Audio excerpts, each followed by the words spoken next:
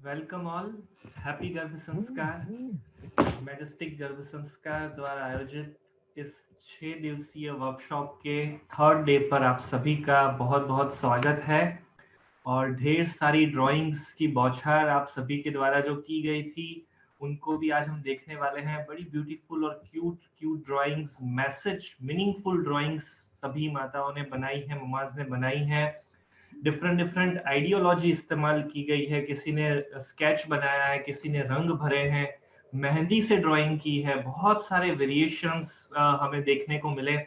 रंगोली के द्वारा भी ड्राइंग बनाकर भेजा है कुछ ममाज ने।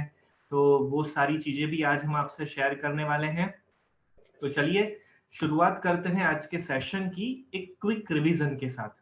पिछले 2 दिनों में आपने क्या क्या चीजें सीखी है, कौन कौन सी बातें आपने इन 2 दिनों में सीखी है, उनका हम एक छोटा सा रिवीजन करना चाहते हैं। तो आप सभी फटाफट से चैट बॉक्स में अपने अपने आंसर्स लिखकर भेजिए कि आपने इन 2 दिनों में, पिछले 2 दिनों में क्या क्या चीजें सीखी, क्या क्या नई बातें जानी गर्भ संस्कार को लेकर। Left and right brain development कैसे किया जाता है बेबी का, उसके लिए कैसी एक्टिविटीज करनी चाहिए, कृष्णा जी बता रही हैं। गर्भ संस्कार क्या है वो हमने समझा, right. Talking to baby, baby से बात करने का तरीका प्रैक्टिकली हमने कर कर भी देखा, गर्भ संवाद किया, यस। और गर्भ संवाद करने में सभी को बड़ा मजा आया। सभी लोग बहुत एंजॉय करते हैं गर्भ संवाद करना।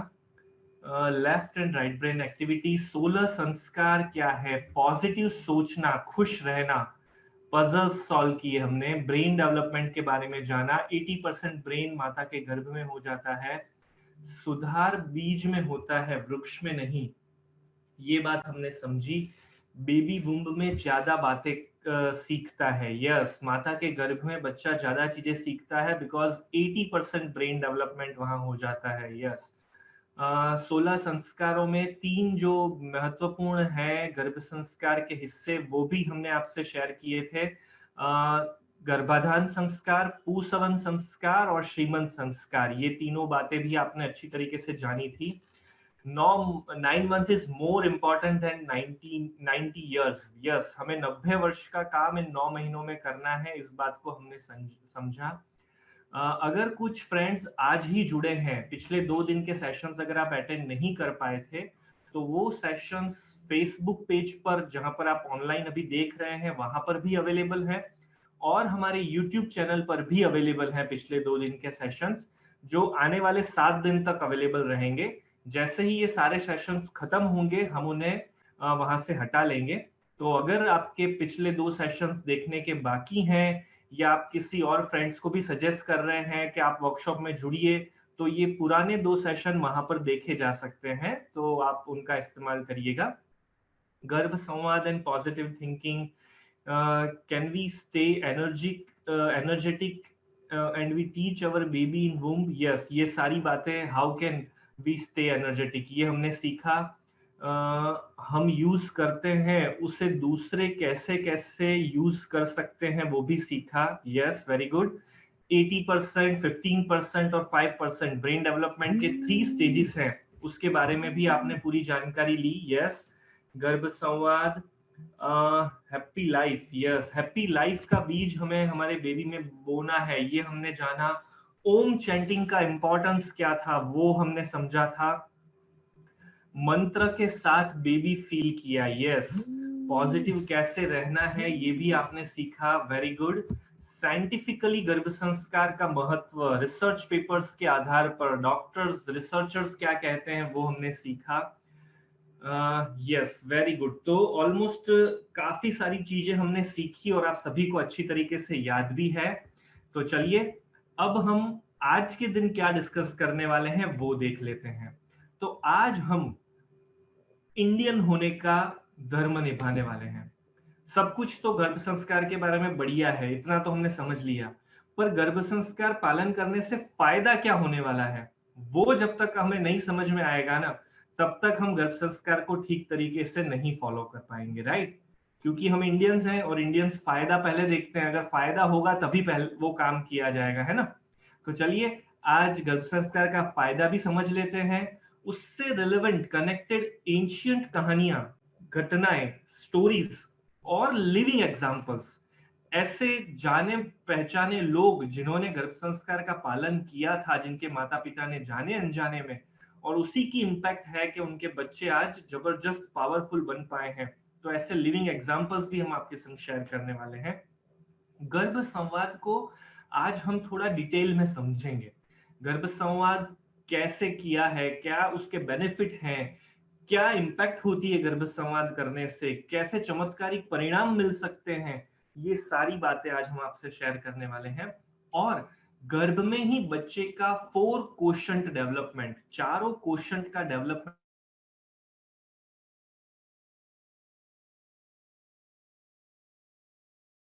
रहे हैं, वो भी इन सभी बातों को कनेक्ट करिए, क्योंकि ये पूरी प्रेगनेंसी का कोर्स है।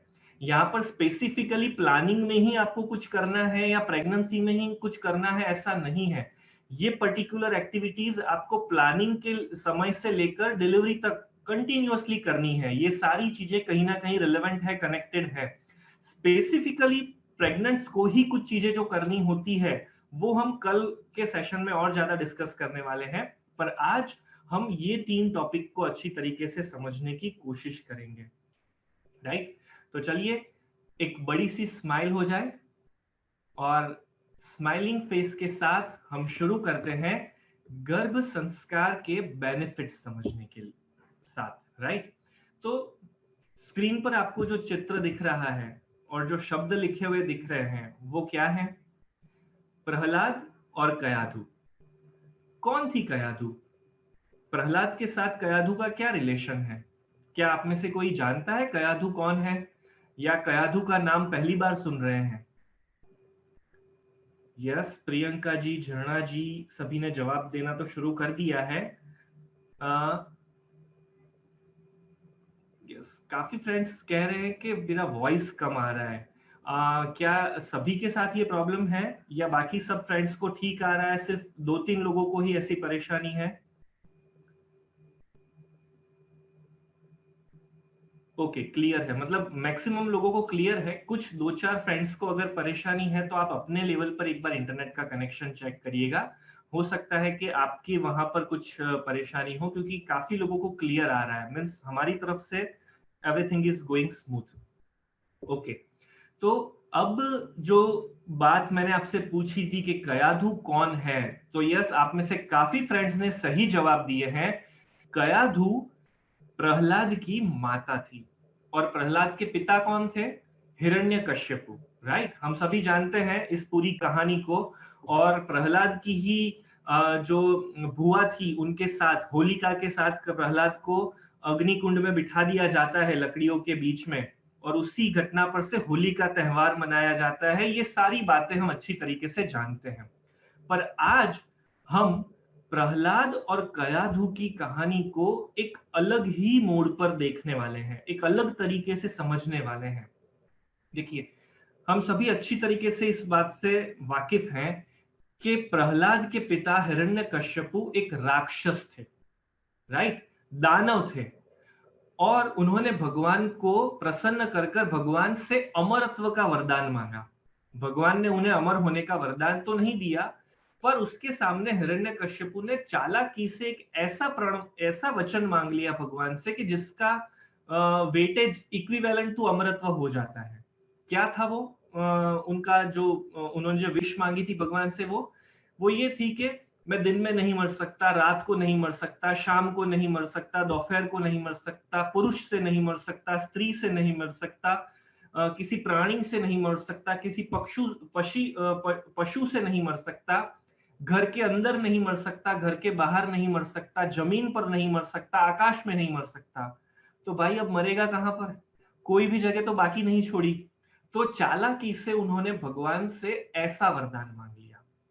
और अब भगवान को तथास्तु भी कहना पड़ा कि यस, मैं अमरत्व का वरदान तो नहीं दे सकता, पर इस वरदान के लिए मना भी नहीं कर सकता।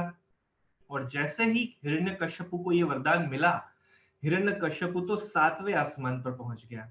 उसने तो पूरे विश्व को, पूरी दुनिया को, यही नहीं पूरे ब्रह्मांड को अपने कंट्रोल में करने की शुरुआत करना शुरू कर दी।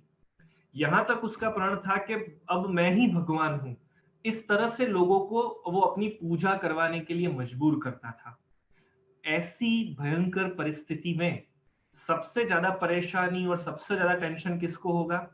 ऑब्वियसली इंद्रदेव को, क्योंकि इंद्रदेव के सिंहासन पर टेंशन आ गया था। तो यहाँ पर इंद्रदेव बड़े टेंशन में थे, बड़े चिंता में थे कि भाई अब मैं क्या करूं? ये हिरण्यकश्यप तो कभी भी युद्ध करने आ जाएगा और ये तो पराजय हो ही नहीं सकता, हम तो इसको मार ही नहीं सकते। तो इंद्र लोग भी पूरा वो हड़प लेगा। अब इसी टेंशन के माहौल में उसे एक आइडिया आया कि क्यों ना मैं हिरण्यकश्यपु की पत्नी कयाधु, जो कि गर्भवती है, उसका अपहरण कर लूं। तो इंद्र मेरे कंट्रोल तो हिरण्यकश्यपु मेरे कंट्रोल में आ सकता है। ये किडनैपिंग की परंपरा है ना, ये नया स्टाइल नहीं है, हाँ, पुराने समय से चला आ रहा है। हमारे शास्त्रों में भी किडनैपिंग की बात को लेकर उल्लेख इस तरह से किया हुआ है। तो हिरण्यकश्यपु की पत्नी को इंद्र ने किडनैप करने का प्रोग्राम बनाया और पहुंच गए। हिरण्यकश्यपु की पत्नी को उन्होंने किडनैप भी कर लिया। किडनैप कर जब वो अपने इंद्रलोक में उसे वापस लेकर आ रहे थे, उस समय इस गड़बड़ी वाले माहौल को बैलेंस करने के लिए पहुंच गए एक संत।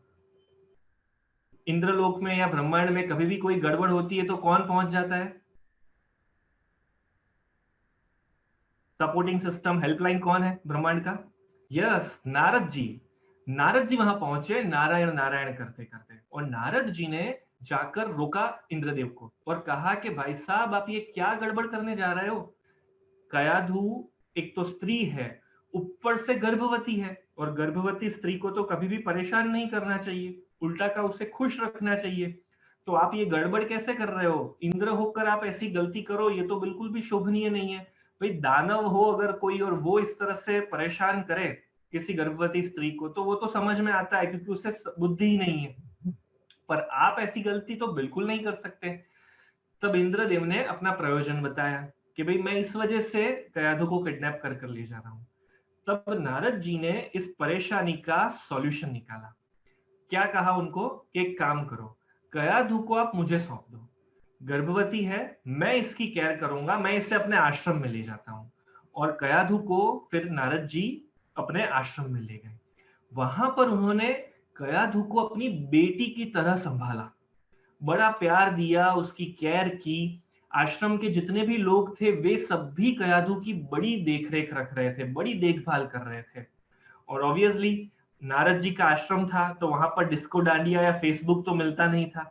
वहां पर तो भगवान का भजन किया जाता था, कथा कीर्तन, आश्रम का सात्विक भोजन, ये सारा वातावरण था। धीरे धीरे कयाधु को वहां मजा आने लगा। वो आश्रम का सात्विक भोजन लेती, आश्रम की साफ सफाई, कीर्तन, पूजा, कथा, इन सब में सम्मिलित होने लगी। धीरे धीरे वो आश्रम के वातावरण में इतनी एंजॉय करने लगी कि उससे वो सारी चीजों की आदत हो गई। और फिर होना क्या था? हुआ एक चमत्कार। गर्भ में पल रहे प्रहलाद ने भी यही सारी बातें सीखना शुरू कर दिया।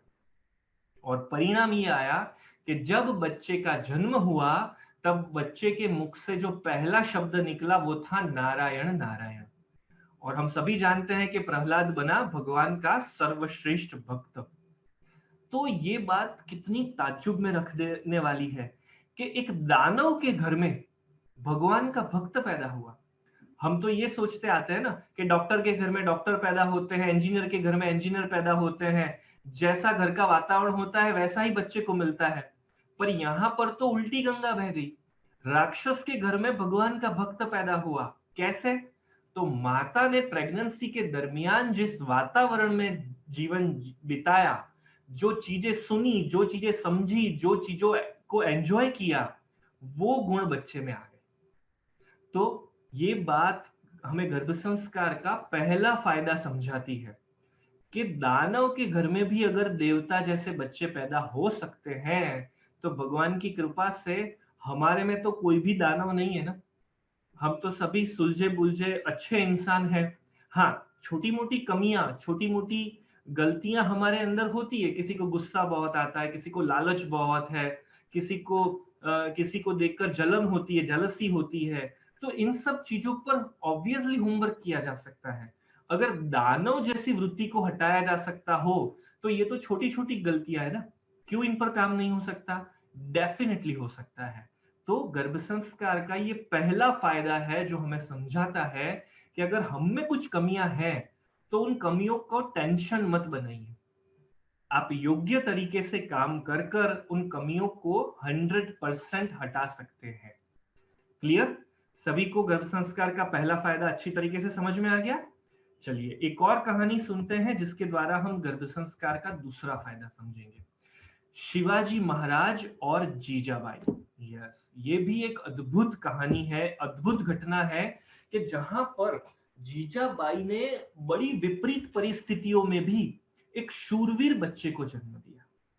अब इस बात को समझने से पहले हम एक सिचुएशन आप सभी से पूछना चाहते हैं कि आप सभी की लाइफ में थोड़ा बहुत टेंशन, प्रेगनेंसी को लेकर चिंता, छोटे मोटे घर के इश्यू, फैमिली इश्यूज या कोई भी चीज को लेकर टेंशन, डिप्रेशन, ऐसी कुछ भी चीजें हैं अपने मन में, ऐसी ऐसे ख्याल आपको सताते रहते हैं? अगर ऐसा है तो आप चैट बॉक्स में यस कर कर रिप्लाई करिए। किसी भी सब्जेक्ट के रिलेटेड हो सकता है, राइट? अगर इन सब में से कुछ नहीं मिला तो कोरोना महाराज छोड़ेंगे नहीं आपको, कोरोना का टेंशन लगा रहेगा किसी ना किसी को, है ना? तो ऑलमोस्ट सभी को कुछ ना कुछ टेंशन, कुछ ना कुछ परेशानियां हैं और उनकी इम्पैक्ट होती है बेबी पर, राइट? ये हम सभी अच्छी तरीके से जान चुके हैं पिछले 2 दिनों में कि अगर हम नेगेटिव सोचेंगे तो बच्चे में नेगेटिव विचार आएंगे, हम पॉजिटिव रहेंगे तो बच्चे में भी पॉजिटिविटी आने वाली है। यस, देखिए ऑलमोस्ट 99% सभी मेंबर्स यस कह रहे हैं, राइट? और जो लोग नो कह रहे हैं वो नो क्यों कह रहे हैं उनका कारण भी मुझे पता है, राइट? और अगर मैं उनसे कारण पूछूंगा तो ऑलमोस्ट सभी का जवाब आ जाएगा कि हम गर्भ संस्कार गुरु एप्लीकेशन का कोर्स कर रहे हैं। चलिए वो बात भी हम आने वाले दिनों में समझेंगे, पर अभी पहले हम इस टेंशन वाली बात को समझने की कोशिश करते हैं। हम इस सभी को टेंशन है और हम इस टेंशन को कंट्रोल नहीं कर पा रहे और इसी वजह से बार बार ये टेंशन, ये नेगेटिव विचार आते हैं और हमारे काफी घंटे बिगड़ जाते हैं नेगेटिविटी में, डिप्रेशन में, टेंशन में। अब वापिस से हम जीजाबाई और शिवाजी महाराज की कथा पर आते हैं, ध्यान से समझिएगा। जब जीजाबाई गर्भवती थी तब उनके सिर पर बहुत बड़ा टेंशन बन रहा था। क्या टेंशन था वो? मुगल साम्राज्य के लोग कॉन्स्टेंटली मराठा साम्राज्य पर अटैक कर रहे थे और मुगल साम्राज्य के लोगों का एक रूल था कि वो कोई भी रूल फॉलो नहीं करते थे, उनकी जो मनमानी आए वैसे करते थे। रात का समय, सुबह का समय, दिन का समय, कोई भी उन्हें फर्क नहीं पड़ता था, किसी भी टाइम अटैक कर देते थे। बच्चा, बूढ़ा, गर्भवती स्त्री, ऐसा कोई भेद भी नहीं जानते थे। जो सामने आया उसे मारो काटो। अब ऐसा मौत का डर, ऐसा भयावह वातावरण और जीजाबाई गर्भवती, ये कम था कि ऐसी कंडीशन आके खड़ी हो गई कि जहां पर वो रहती थी, जिस कबीले में, जिस ग्रुप में, उस जगह सिपाहियों की कमी हो गई, मराठा सैनिक कम पड़ने लगे। तो गर्भवती स्त्री होने के बावजूद जीजाबाई और तमाम स्त्रियों को युद्ध की सेवाओं में जुड़ना पड़ता, हथियार बनाने, जो घायल सैनिक आते उनकी मरहम पट्टी करना, इवन अचानक से अटैक हो जाए तो हो ऐसी ऐसी भी काफी घटनाएं बनती थी कि उन्हें अपना जगह बदलनी पड़ती, जहां रहते थे वो जगह छोड़कर दूसरी जगह पर जाना पड़ता। इतनी खराब कंडीशन। देखिए, हमें हमारी लाइफ में जो जो प्रॉब्लम्स फेस की है ना, वो प्रॉब्लम्स में से कोई भी प्रॉब्लम ऐसी है कि जो मौत का खतरा लेकर आ रखी हो। हम जिन टेंशनों के वजह से दुखी हो रखे हैं, उन टेंशन्स में से कोई भी ऐसी टेंशन है जो मौत का भय लेकर बैठी हो? नो, ऐसी कोई भी टेंशन नहीं है। पर जीजाबाई के सिर पर तो मौत मंडरा रही थी, मौत का खतरा था। ऐसी कंडीशन में भी जीजाबाई ने अपने गर्भ में पल रहे शिवाजी महाराज को शूरवीरता की लोरियां सुनाई। उस बच्चे को गर्भ में ही संकल्प दे दिया कि हे पुत्र, तेरा जन्म मुगल साम्राज्य के सर्वनाश के लिए होने वाला है। अब सोचिए, कहां मन के अंदर नेगेटिविटी, मौत का डर, और कहां माता बच्चे के अंदर उसे गर्भ में ही शूरवीरता के पाठ पढ़ा रही है। ये कार्य सिर्फ और सिर्फ माता से ही मुमकिन है। माता चाहे तो अपनी तमाम नेगेटिविटियों के सामने एक ढाल बनाकर रख सकती है, जो नेगेटिविटी किसी भी कंडीशन में होने वाले बच्चे तक नहीं जा सकती। और ये ताकत हर एक माता में है, इंक्लूडिंग यू। आप में भी ये ताकत है, इसीलिए भगवान ने सिर्फ और सिर्फ स्त्री को सर्जन करने की क्षमता दी है। भगवान के अलावा एक सिर्फ स्त्री है जो विधाता बनकर एक नए जीव का सर्जन कर पाती है। तो जब भगवान ने ये शक्ति आपको दी है ना, तब ये शक्ति भी दी है कि आप अपने आसपास एक ढाल बना सकती हैं, कवच बना सकती हैं, जिस कवच के अंदर दुनिया की कोई भी नेगेटिविटी, कोई भी खराब विचार, कितना भी डिप्रेशन वाला माहौल क्यों ना हो, आपके बेबी तक वो बात नहीं जा सकती। ये ताकत हर एक माता में है। और इसी बात को हमें अपने दिमाग में फिट करना है, क्योंकि नेगेटिविटी या जितने भी प्रॉब्लम्स हैं हमारे आसपास, देखिए वो कभी भी खत्म नहीं होने वाले। एक खत्म होगा दूसरा आएगा, पर हमें ढाल बनाकर हमारे होने वाले बच्चे को श्रेष्ठ गुण, श्रेष्ठ संस्कार देना है ना, उसके लिए यही 9 महीने हैं। इसके बाद कोई एक्स्ट्रा समय हमारे पास नहीं आने वाला। और अगर जन्म के बाद देने की कोशिश भी करेंगे ना, तो हजारों गुनी मेहनत ज्यादा करनी पड़ेगी। उसके बाद भी रिजल्ट मिलना है कि नहीं, उसकी कोई श्योरिटी नहीं है। पर अभी क्लियरिटी है कि जो भी करेंगे ना, सीधा रिजल्ट आने वाला है। तो यहाँ पर जीजाबाई और शिवाजी महाराज के इस प्रसंग पर से, इस कहानी पर से हम ये बात समझेंगे कि चाहे कितनी भी नेगेटिविटी क्यों ना हो आसपास, बेबी तक वो नेगेटिविटी नहीं पहुंच सकती। इसका पूरा कंट्रोल भगवान ने, परमपिता परमात्मा ने माता के हाथ में दे रखा है। राइट?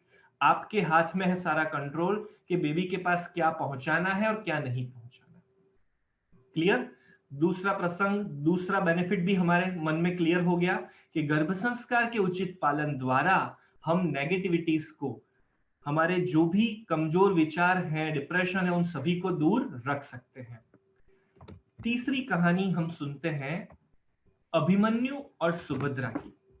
इस कहानी को भी हम बहुत अच्छी तरीके से जानते हैं, राइट? महाभारत का बड़ा प्रचलित प्रसंग है कि जब सुभद्रा यानी कि अर्जुन की पत्नी गर्भवती थी, तब भगवान श्री कृष्ण, जो कि सुभद्रा के भाई भी थे, उन्होंने अपनी गर्भवती बहन को चक्रव्यूह भेदने की पूरी बात सुनाना शुरू किया।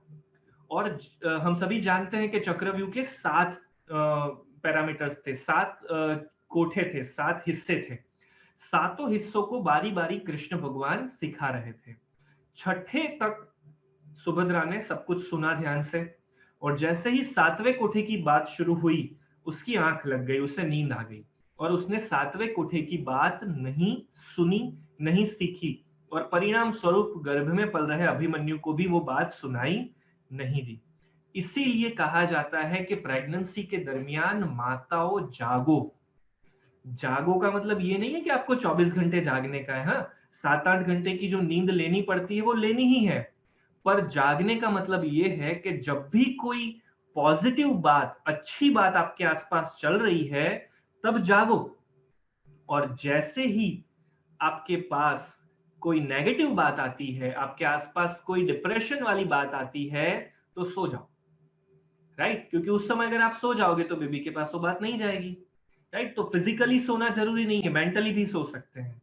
तो इस तरह से सुभद्रा की इस कहानी पर से हमें ये बात बहुत अच्छी तरीके से क्लियर हो जाती है कि हमें कब जागना है और कब सोना है। पर अब यहां पर एक सवाल आता है हमारे मन में कि कृष्ण भगवान को इतनी जल्दबाजी क्यों आई थी? कृष्ण भगवान ने अभिमन्यु को अगर गर्भ में ये बातें न सिखाई होती और वो थोड़ा बड़ा हो गया होता, उसके बाद सिखाई होती, तो काश अभिमन्यु को 7वां कोठा भेदना भी आ जाता ना।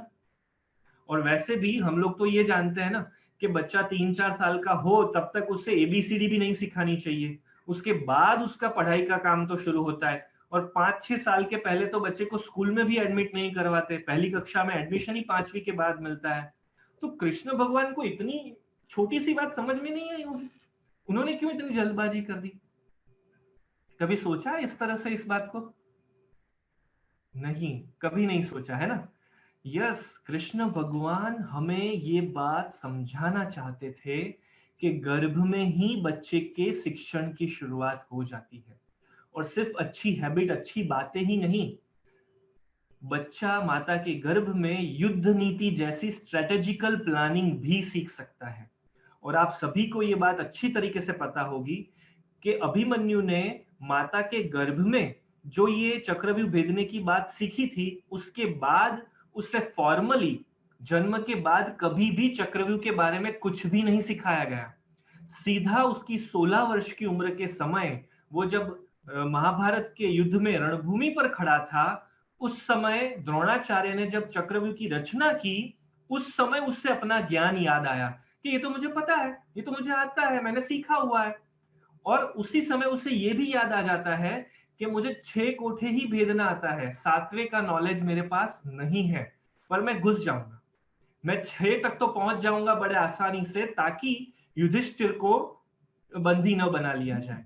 तो सोचिए, 16 साल की उम्र तक, जन्म के बाद उसने नहीं सीखा था। और हम सभी ये बात अच्छी तरीके से जानते हैं कि पूरे महाभारत के युद्ध में चक्रव्यूह भेदने का ज्ञान द्रोणाचार्य, भीष्म पितामह, अर्जुन, भगवान कृष्ण, ऐसे गिने चुने 4-5 इंसानों के अलावा किसी को नहीं आता था।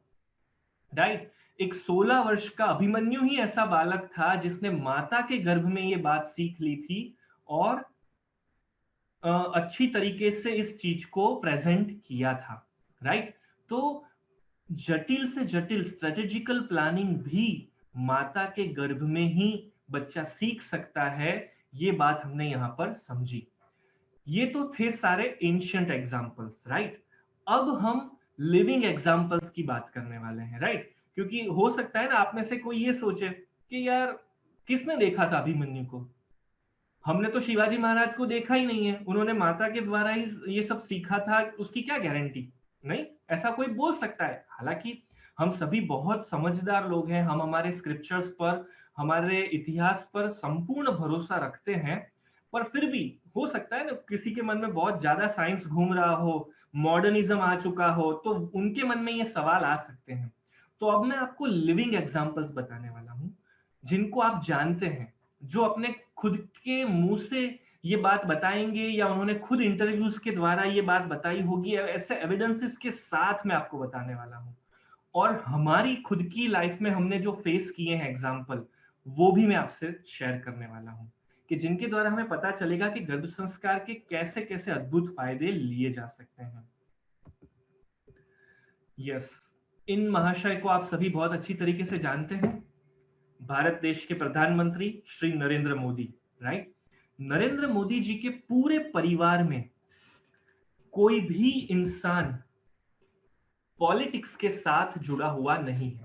उनके पिताजी एक स्कूल टीचर थे और उनके माताजी एक सामान्य हाउसवाइफ थे। उनके भाइयों में भी आज की तारीख में भी कोई पॉलिटिक्स में नहीं है। स्टिल नरेंद्र मोदी एक पावरफुल पॉलिटिशियन, पॉलिटिक्स के बेताज बादशाह की तरह, देखिए अपन किसी पक्ष की बात नहीं कर रहे, वो सही है या गलत है, हम उस डिस्कशन पर भी नहीं जा रहे, पर राजनीति में वो एक्सपर्ट है, इस बात को तो सभी को स्वीकारना रहा, राइट? तो ये गुण उनमें कहां से आया? तो ये एक सितंबर महीने में ही 2015 में गुजरात में दिव्य भास्कर के एक एडिशन में छपा हुआ एक आर्टिकल है, जिसमें ये लिखा हुआ है कि नरेंद्र मोदी के माता जब प्रेग्नेंट थे, नरेंद्र मोदी के वक्त, उस समय उनके पिताजी दामोदर दास जी अपनी पत्नी को, गर्भवती पत्नी को महाभारत के किस्से सुनाते थे, रामायण सुनाते थे, भगवत गीता सुनाते थे। और ये बात सिर्फ इस आर्टिकल से ही प्रमाणित नहीं होती है।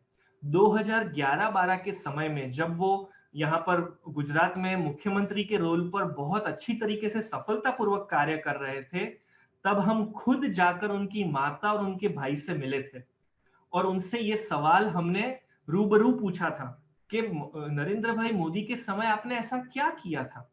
ऑब्वियसली उनके माता पिता को गर्भ संस्कार के बारे में कुछ नहीं पता था, पर जिस भी विजन से, जिस भी विचार से उनके पिताश्री ने महाभारत के किस्से और रामायण और भगवत गीता के किस्से अपनी पत्नी को सुनाए, उसका ये इंपैक्ट है कि आज नरेंद्र मोदी पॉलिटिक्स में पावरफुल है। अब आप सभी के मन में सवाल आएगा कि यार महाभारत और रामायण का क्या लेना देना पॉलिटिक्स के साथ? बहुत बड़ा लेना देना है। आप में से काफी लोग ये भी कहेंगे कि शायद पॉसिबल है कि नरेंद्र मोदी, महाभारत के बारे में तो ये भी कहा जाता है कि प्रेगनेंसी के दरमियान महाभारत नहीं सुननी चाहिए, क्योंकि उसके अंदर युद्ध की बातें हैं, लड़ाई झगड़े की बातें हैं, तो तौबा करिए, उससे दूर रहिएगा, राइट? ऐसा भी कहा जाता है। पर किसी भी ग्रंथ को सुनने का आपका नजरिया क्या है, उस पर डिपेंड करता है कि आप उस ग्रंथ में से क्या सीख सकते हैं, राइट? अगर आप वहां से नेगेटिव चीजें लेंगे तो नेगेटिव बातें सीखने को मिलेगी, और अगर आप वहां से पॉजिटिव चीजें लेंगे तो पॉजिटिव बातें सीखने को मिलेगी। तो ठीक उसी तरह महाभारत दुनिया का एकमात्र ऐसा ग्रंथ है जो पॉलिटिकल साइंस का सर्वश्रेष्ठ ग्रंथ कहा जाता है। राजनीति को लेकर जितना भी कुछ बखेड़ा हो सकता है, जितना भी कोई अलग अलग प्रकार के साम दाम दंड भेद, जितनी भी नीतियां राजनीति में अपनाई जाती है, उन सब की बात महाभारत में हो रखी है। तो सोचिए, जो बच्चा माता के गर्भ में ही महाभारत पढ़कर, मतलब कि पॉलिटिक्स का पीएचडी कर कर आएगा, वो पॉलिटिक्स में पावरफुल बनेगा, इसमें आश्चर्य की कहां बात है? तो नरेंद्र मोदी जी की लाइफ में भी पॉलिटिक्स का बीज माता के गर्भ में ही महाभारत के पठन द्वारा डाल दिया गया था। चलिए कुछ और ऐसे एग्जाम्पल देखते हैं जिनके द्वारा ये बात आप सभी के मन में और ज्यादा अच्छी तरीके से फिट होगी। जाकिर हुसैन साहब, राइट? हम सभी जानते हैं कि विश्व के सर्वश्रेष्ठ तबला वादक के तौर पर हम इन्हें जानते हैं।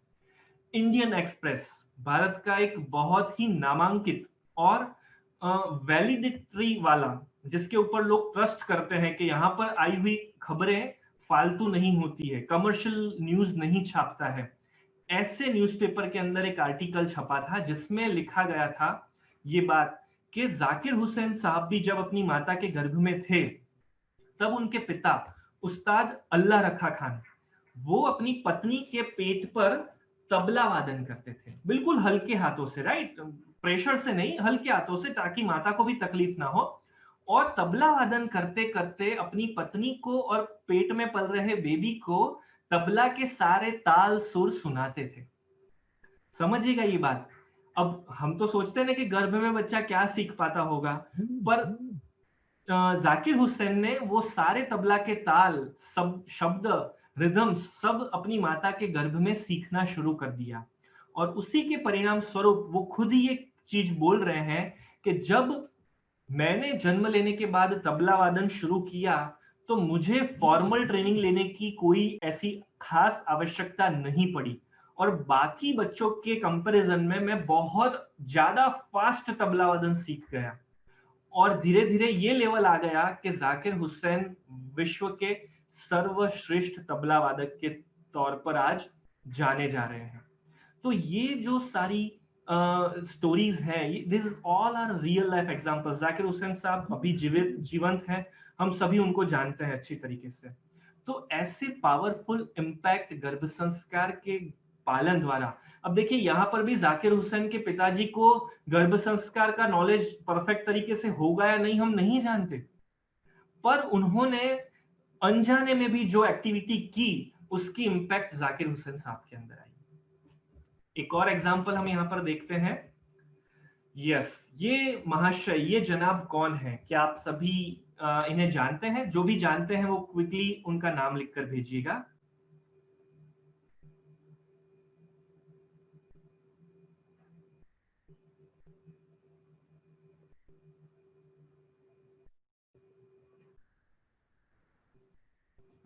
ऑलमोस्ट काफी लोग ना नो नो ही कह रहे हैं, पर जो लोग महाराष्ट्र से बिलोंग करते हैं वो शायद बहुत इजीली इन्हें रिकॉग्नाइज कर पाएंगे।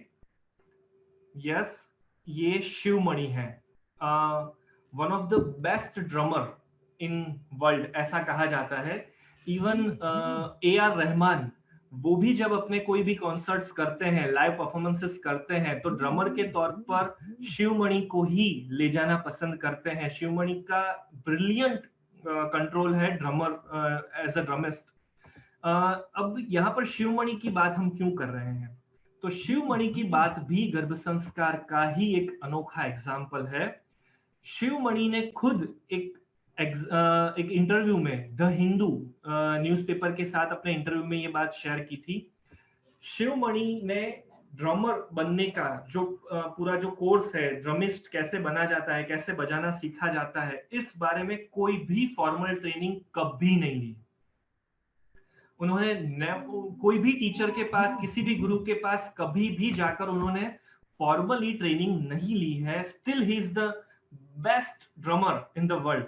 ऐसा क्यों पॉसिबल हो पाया? तो उन्होंने खुद लिखा है, सबसे नीचे जो लाइंस आपको दिख रही है उनमें से पहली 2 लाइंस, नीचे की लास्ट 4 लाइनों में से पहली 2 लाइन पढ़िएगा। I started practicing in my mother's womb, in fact her heart beat was my first click track. ऐसा बोलते बोलते शिवमणि मुस्कुराने लगते हैं।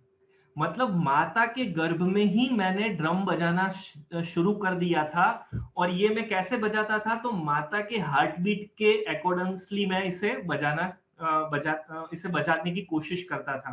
तो माता के गर्भ में इतनी पावरफुल इंपैक्ट क्रिएट होती है कि बच्चा वहीं से स्किल्स, नॉलेज सीखना शुरू कर देता है, अपनी हैबिट्स बनाना शुरू कर देता है। एक आउट ऑफ इंडिया का एग्जाम्पल भी मैं आपसे शेयर कर रहा हूं। यहाँ पर एक 8 महीने की बच्ची है जिसे ठीक से चलना भी नहीं आता, ठीक से बोलना भी नहीं आता, पर वो क्या कर रही है, चलिए एक वीडियो में देखते हैं। Our next guest learned how to rock climb when she was just 8 months old. 2 months later, she learned how to walk. From Flagstaff, Arizona, please welcome 1-year-old Ellie and her parents, Rachel and Zach. Hi, Ellie. Hi. There's a lot of people here, huh? Hi, precious. Okay, so you were both rock climbers. We are, yes. My husband Zach's been climbing for about 20 years, and I've been climbing for 14 years. Okay, and she's your only child? She is, yes. Okay, so when and how did this start, that she would just climb a wall? 8 months old. I think we got her like actually grabbing holds and feeling out the wall at about 6 months old. She was climbing on her own at 8 months old, and then she walked at the later part of 10 months. She was solid by 11 months walking. What's amazing, when I watched this for the first time, she literally will get stuck and realize, and to be that young, to realize she has to go backwards and grab, to be able to grab another. Yeah, I think that Zach and I always knew. ये Eli नाम की जो बच्ची है, इसके माता पिता दोनों रॉक क्लाइंबिंग करते थे और उन्हीं की ये संतान है। अब आश्चर्य की बात समझिएगा, 8 महीने की बच्ची है और रॉक क्लाइंबिंग कर रही है। हमने लाइव देखा उसे करते हुए, और जो रिपोर्टर थे उन्होंने ये भी कहा साथ में कि 6 महीने की थी तब से उसने ग्रिप करना और पकड़ने, जैसे रॉक को पकड़कर कैसे क्लाइंब करना चाहिए, वो सारी प्रैक्टिसेस सीखना शुरू कर दिया था। 8 महीने की तो पहाड़ चढ़ रही थी, 10वें महीने पर जाकर उसने चलना सीखा। तो चलना सीखने के पहले उसने रॉक क्लाइंबिंग सीख लिया था। ये क्या शो करता है? जब माता पिता प्रेग्नेंट थे उस समय उन्होंने रॉक क्लाइंबिंग, जो उनका पैशन था, जो उनका बिजनेस था, जो उनका सब्जेक्ट था, उसके ऊपर अपना कार्य चालू रखा था, और उसकी इंपैक्ट होने वाले बेबी पर भी आई। राइट? तो सिर्फ इंडियन एग्जांपल्स में ही ऐसा है, ऐसा बिल्कुल भी नहीं है। आउट ऑफ इंडिया भी ऐसे थाउजेंड्स ऑफ एग्जांपल्स हैं। अगेन, इनको गर्भ संस्कार के बारे में नॉलेज है या नहीं हम नहीं जानते, पर इन्होंने जो एक्टिविटीज की उसकी इंपैक्ट बेबी पर आ रही है। सोनू निगम हम सभी जानते हैं बहुत अच्छी तरीके से, बॉलीवुड के बहुत नामांकित प्लेबैक सिंगर हैं, वर्सटाइल वॉइस है, एक अद्भुत कैरिज्मा है उनकी आवाज में, उनके प्रेजेंटेशन के अंदर। इनके इस स्किल के पीछे भी गर्भ संस्कार का ही बहुत बड़ा हाथ है, और ये बात चलिए सीधा सुनते हैं सोनू निगम के ही आवाज में। मेरे पैदा होने से पहले मम्मी प्रेग्नेंट है, पहली बार टीवी देखा और लता मंगेशकर जी गाना गा रही है, और मम्मी ने देख के बोला कितना मजा आया अगर मेरा भी ऐसा बेटा हो जाए जो लता मंगेशकर की जैसे गा रहा हो। उसके कई सालों के बाद में लता जी का इंटरव्यू में ले रहा हूँ, उनको मैं ये बात बता रहा हूँ। वाह वाह, क्या बात। माता को विचार आया कि लता मंगेशकर जी को गाना गाते हुए सुना और ये फील किया कि बस मेरा भी बेटा ऐसा हो तो जो ऐसा सुरीला गाए। अब ये विचार एक बार कर छोड़ा नहीं होगा उन्होंने, इस विचार को उन्होंने थ्रू आउट प्रेगनेंसी पकड़ कर रखा। कॉन्स्टेंटली लता मंगेशकर जी के गाने सुनना चालू रखा, और उसका इम्पैक्ट है सोनू निगम। अब सोनू निगम के बारे में एक और बात महत्वपूर्ण है जो हमें समझना जरूरी है। सोनू निगम ऐसे कलाकार हैं जो मात्र 4 वर्ष की उम्र से ही कमर्शियली स्टेज शो गाना शुरू कर चुके थे। क्योंकि हम ये सोच सकते हैं ना कि बच्चा तो बड़ा होने के बाद सीख लिया होगा ना, उसने प्रैक्टिस की होगी, उसने लर्निंग किया होगा, कोचिंग क्लास किए होंगे, कितने लाखों रुपए खर्च किए होंगे उनके माता पिता ने उन्हें सिखाने के लिए। वो बात कहाँ आप कर रहे हो? तो वो बात करने की इसलिए जरूरत नहीं है क्योंकि 4 वर्ष की उम्र में ही सोनू निगम कमर्शियली स्टेज पर गाना गाना शुरू कर चुके थे। तो हम समझ सकते हैं इस बात को अच्छी तरीके से कि 4 वर्ष का बच्चा कमर्शियली गाने लायक तभी बन सकता है जब उसने गर्भ में ही अपना बेसिक नॉलेज सीख लिया होगा, राइट? तो ये सारे लिविंग एग्जांपल्स हैं जो हमें बता रहे हैं कि गर्भ संस्कार के जाने अनजाने हुए पालन से भी इतने अद्भुत परिणाम मिल सकते हैं। तो अगर हम इसे प्रॉपर तरीके से जानकर फॉलो करेंगे तो कितना अद्भुत कार्य हो सकता है।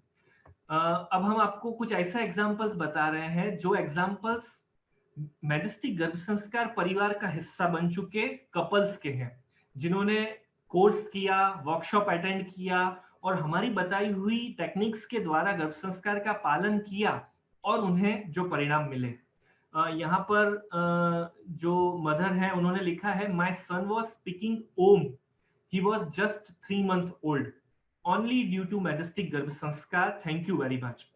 जब ये वीडियो उन्होंने हमसे शेयर किया था तब वो बेबी 7 मंथ का हो चुका था। Now he is 7th month old only and he is reading book. This is happening only because of MGS. अब ये बच्चा बुक पढ़ने के लिए बैठा है। हम सब अच्छी तरीके से समझते हैं कि इसे पढ़ना नहीं आता, पर 7 महीने का बच्चा किताब पढ़ने में इंटरेस्टेड हो और अच्छी तरीके से किताब को होल्ड कर कर बैठा हो, यही कितनी बड़ी बात है, राइट? अभी से वो बता रहा है कि वो पढ़ने में उसकी लगन कितनी जोरदार होने वाली है। तो ये चमत्कार गर्भ संस्कार के योग्य पालन द्वारा पॉसिबल हो सकते हैं। चलिए एक और एग्जांपल देखते हैं। यहाँ पर अगेन एक और मम्मा है जो हमें बता रही है कि 3 मंथ का बेबी है और ओम चैंटिंग करता है, राइट? अब सिर्फ हम बात नहीं करेंगे, उस बेबी को सुनते भी हैं। ध्यान से सुनिएगा।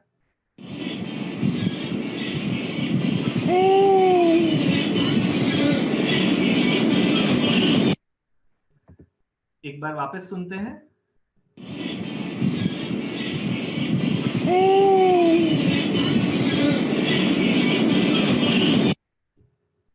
ये जो बच्चा 3 महीने का है और आपकी और मेरी तरह एकदम क्लियर प्रोनाउंसिएशन के साथ ओम बोल पा रहा है, कैसे मुमकिन हुआ? ऑब्वियसली उनकी मदर ने प्रेगनेंसी के दरमियान ओम चैंटिंग किया है। ये सिर्फ 2 एग्जांपल्स अभी यहाँ पर हम आपसे शेयर कर रहे हैं।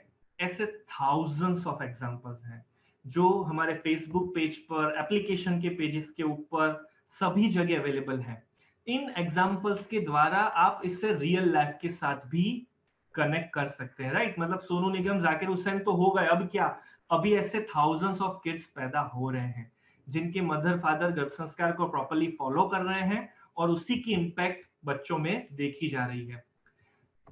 और भी कुछ एग्जांपल्स हैं जो हम आपसे आने वाले दिनों में वापस शेयर करने वाले हैं। कल परसों में जब हम एप्लीकेशन के बारे में समझेंगे तब और भी कुछ एग्जांपल्स हम आपको बताने वाले हैं। तो चलिए, ये कुछ चीजें थी जो हमें बताती है कि गर्भ संस्कार के द्वारा कैसे बेनिफिट्स लिए जा सकते हैं, किस किस टाइप के करेक्शंस हम हमारे बेबी में ला सकते हैं अगर हम इसे प्रॉपर तरीके से फॉलो करें तो अब हम गर्भ संवाद की, हम प्रैक्टिकल सेगमेंट में जा रहे हैं, गर्भ संवाद की प्रैक्टिस करने वाले हैं और उसके बाद आज हम आपको गर्भ संवाद करने के कुछ खास फायदे, उसकी जो पूरी पैटर्न है, कैसे गर्भ संवाद करने से बेनिफिट्स लिए जा सकते हैं, वो सारी बातें डिटेल में आज समझाने वाले हैं। तो चलिए पहले फटाफट हम गर्भ संवाद के लिए तैयार हो जाते हैं और प्रैक्टिकली गर्भ संवाद करने के बाद फिर हम गर्भ संवाद को और ज्यादा अच्छी तरीके से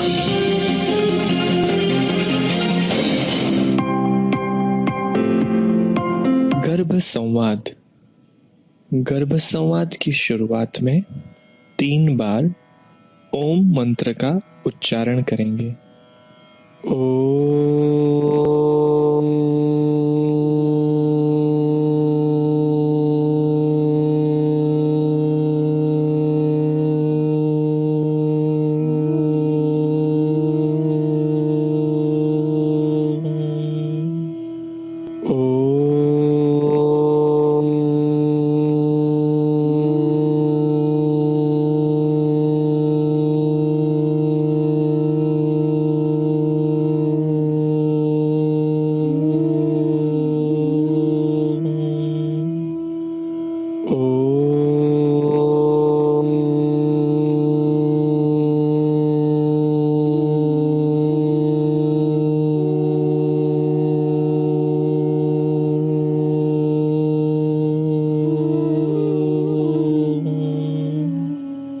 अब आप अपने दोनों हाथ अपने पेट पर रखकर जैसे कि गर्भस्थ शिशु से बात कर रहे हो, ऐसी भावना के साथ यहाँ से जो बोला जाए उसे अनुभव करेंगे। उसी भांति बच्चे से बात करने की कोशिश करेंगे। प्रिय बेटा, तेरे आने के समाचार से मैं और पूरा परिवार बेहद खुश हैं।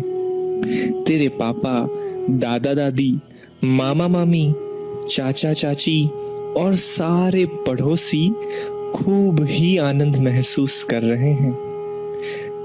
घर में उत्सव का माहौल बन गया है। हम सभी मिलकर तेरे आगमन की बेहद शानदार तैयारियां कर रहे हैं। किंतु बेटा, तू धीरज रखना। पृथ्वी पर जन्म लेने की कोई जल्दबाजी मत करना। 9 महीने की ये यात्रा बिल्कुल आराम से, इत्मीनान से पूर्ण कर बाद में ही जन्म लेना है।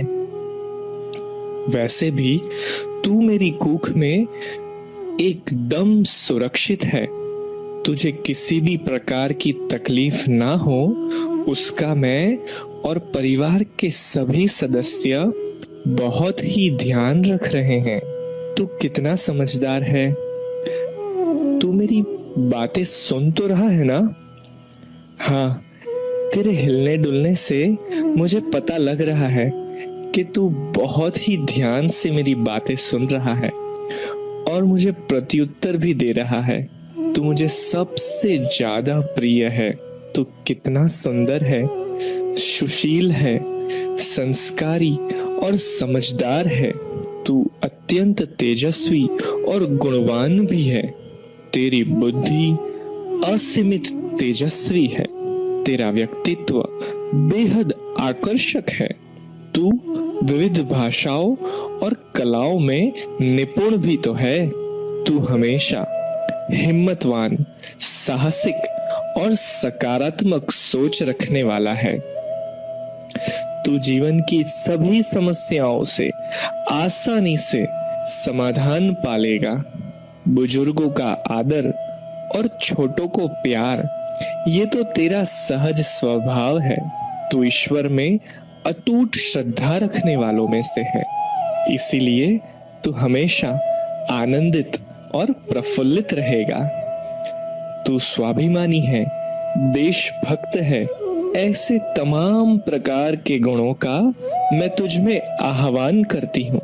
भगवान से प्रार्थना करती हूँ कि ये सभी स्वभाव तेरे अंदर कूट कूट कर भरे हों। ओ मेरे प्यारे बच्चे, हमारी ये 9 महीने की यात्रा बेहद खुशहाल, यादगार और सकारात्मक बने, इसके लिए मैं प्रभु से प्रार्थना कर रही हूँ। तू भी मेरे साथ मिलकर प्रार्थना कर।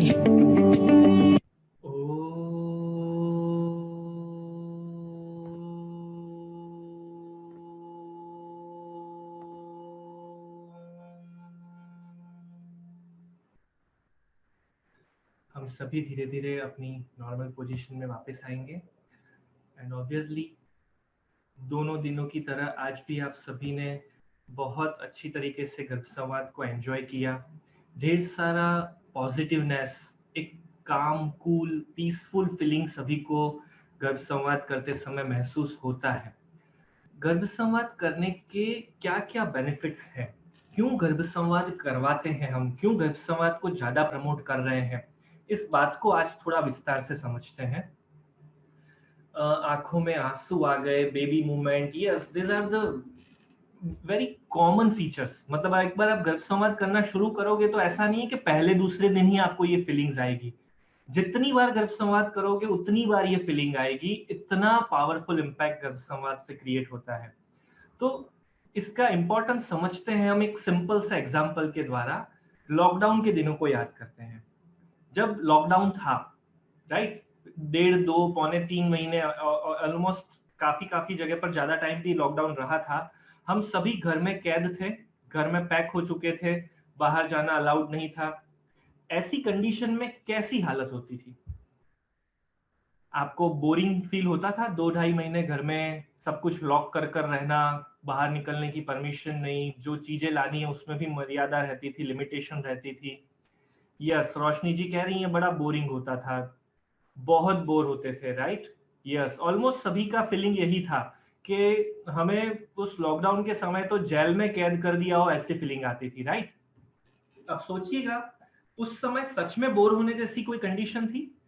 आपके पास घर में लाइट, पंखा, एसी सब कुछ अवेलेबल था।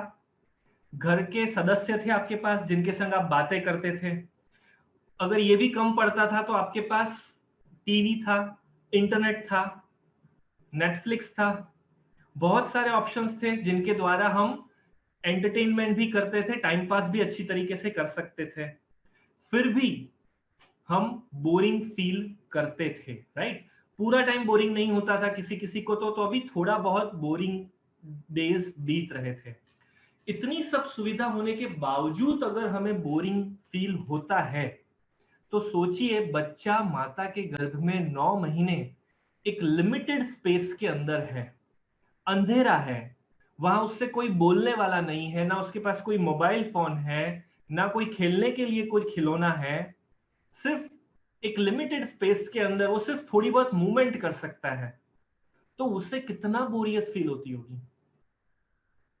तो वो बोरियत को दूर करने की जिम्मेदारी हमारी है, उसके संग बातें कर कर, उसको हमारी लाइफ के हर एक सेगमेंट के साथ इन्वॉल्व कर कर।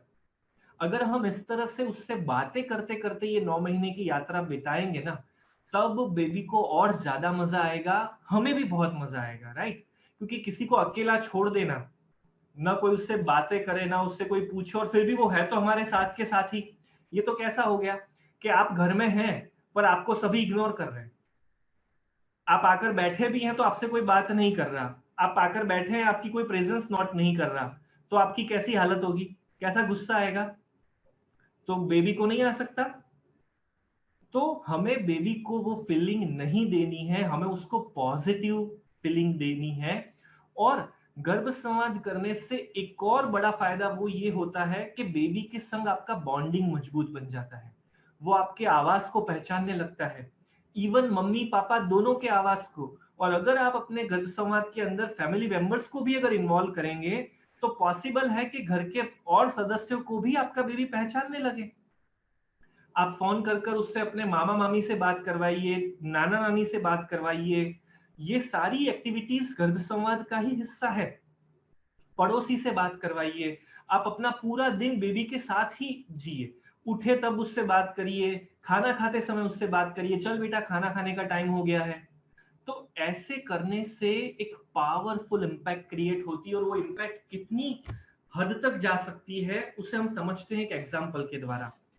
थिंक एंड ग्रो रिच, ये एक बहुत ही जाना पहचाना पुस्तक है। Think and grow rich world के बेस्ट सेलर बुक्स में इस बुक को सम्मिलित किया गया है। इस बुक के जो लेखक है नेपोलियन हिल, उन्होंने अपना खुद का गर्भ संवाद का एग्जाम्पल अपनी इस पुस्तक के अंदर लिखा है। क्या है वो एग्जाम्पल? तो जब वो प्रेग्नेंट थे, उनकी पत्नी को तीसरे महीने की सोनोग्राफी के लिए जब डॉक्टर के पास ले गए, तब डॉक्टर ने सोनोग्राफी कर कर ये डिक्लेयर किया कि आपका बेबी सुन नहीं पाएगा, उसके कान डेवलप नहीं हो रहे हैं, सो बेटर है कि आप बेबी अबॉर्ट कर दीजिए, क्योंकि अगर सुन नहीं पाएगा ऐसा बेबी होगा तो आपको बहुत परेशानी होगी उसे केयर करने के लिए। जब ये बात नेपोलियन हिल ने और उनकी पत्नी ने सुनी, तब उन्होंने डॉक्टर को सिर्फ ना कहा कि हमें अबॉर्ट नहीं करवाना, हम जैसा भी होगा उसे एक्सेप्ट करेंगे। और ऐसा कहकर दोनों हस्बैंड वाइफ अपने घर पर वापस आ गए। फिर उन दोनों ने कॉन्स्टेंटली अपने बेबी को वो सुन सकता है ऐसे पॉजिटिव टॉक्स बेबी के साथ करना शुरू कर दिया। उससे अलग अलग प्रकार के वॉइस सुनाते थे, उससे अलग अलग प्रकार की आवाजें, चिड़िया की आवाज, पंखे की आवाज, नदी तालाब की आवाज, वेरिएशन ऑफ वॉइसेस उससे गर्भ में सुनाना उन्होंने शुरू कर दिया। और ये प्रैक्टिस उन्होंने बाकी के 6 महीने कंटिन्यूअसली रखी। जब बेबी डिलीवर हुआ तब बेबी 30% हियरिंग कैपेसिटी के साथ जन्म लिया उसने, और ग्रेजुअली 4-5 साल 6 साल का हुआ तब तक उसकी 60 से 80% हियरिंग कैपेसिटी डेवलप हो चुकी थी।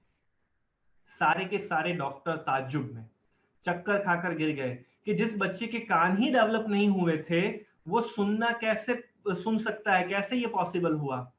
तब नेपोलियन हिल और उनके वाइफ ने कहा था कि हम इस तरह से बेबी से बातें करते थे। ऑब्वियसली उन्हें गर्भ संवाद शब्द नहीं पता था, पर बेबी से बातें करना इज गर्भ संवाद, जो हमारी शास्त्रीय पद्धति है, हमारे वेदों में जिस बात का जिक्र किया गया है। तो वही प्रोसेस अनजाने में उन्होंने अपने लाइफ में अपनाई, और उसका इम्पैक्ट आया कि जिस बेबी के कान ही डेवलप नहीं हुए थे तीसरे महीने तक में, वो सुनने लगा। तो ये चमत्कार सिर्फ इंडिया में नहीं, बाहर के लोगों ने भी फेस किए हैं। अब मैं आपको कुछ हमारे रियल लाइफ एग्जांपल भी बताता हूं कि गर्भ संवाद या गर्भ संस्कार का ये पूरा कार्य हम लोग कर रहे हैं, वो क्यों कर रहे हैं?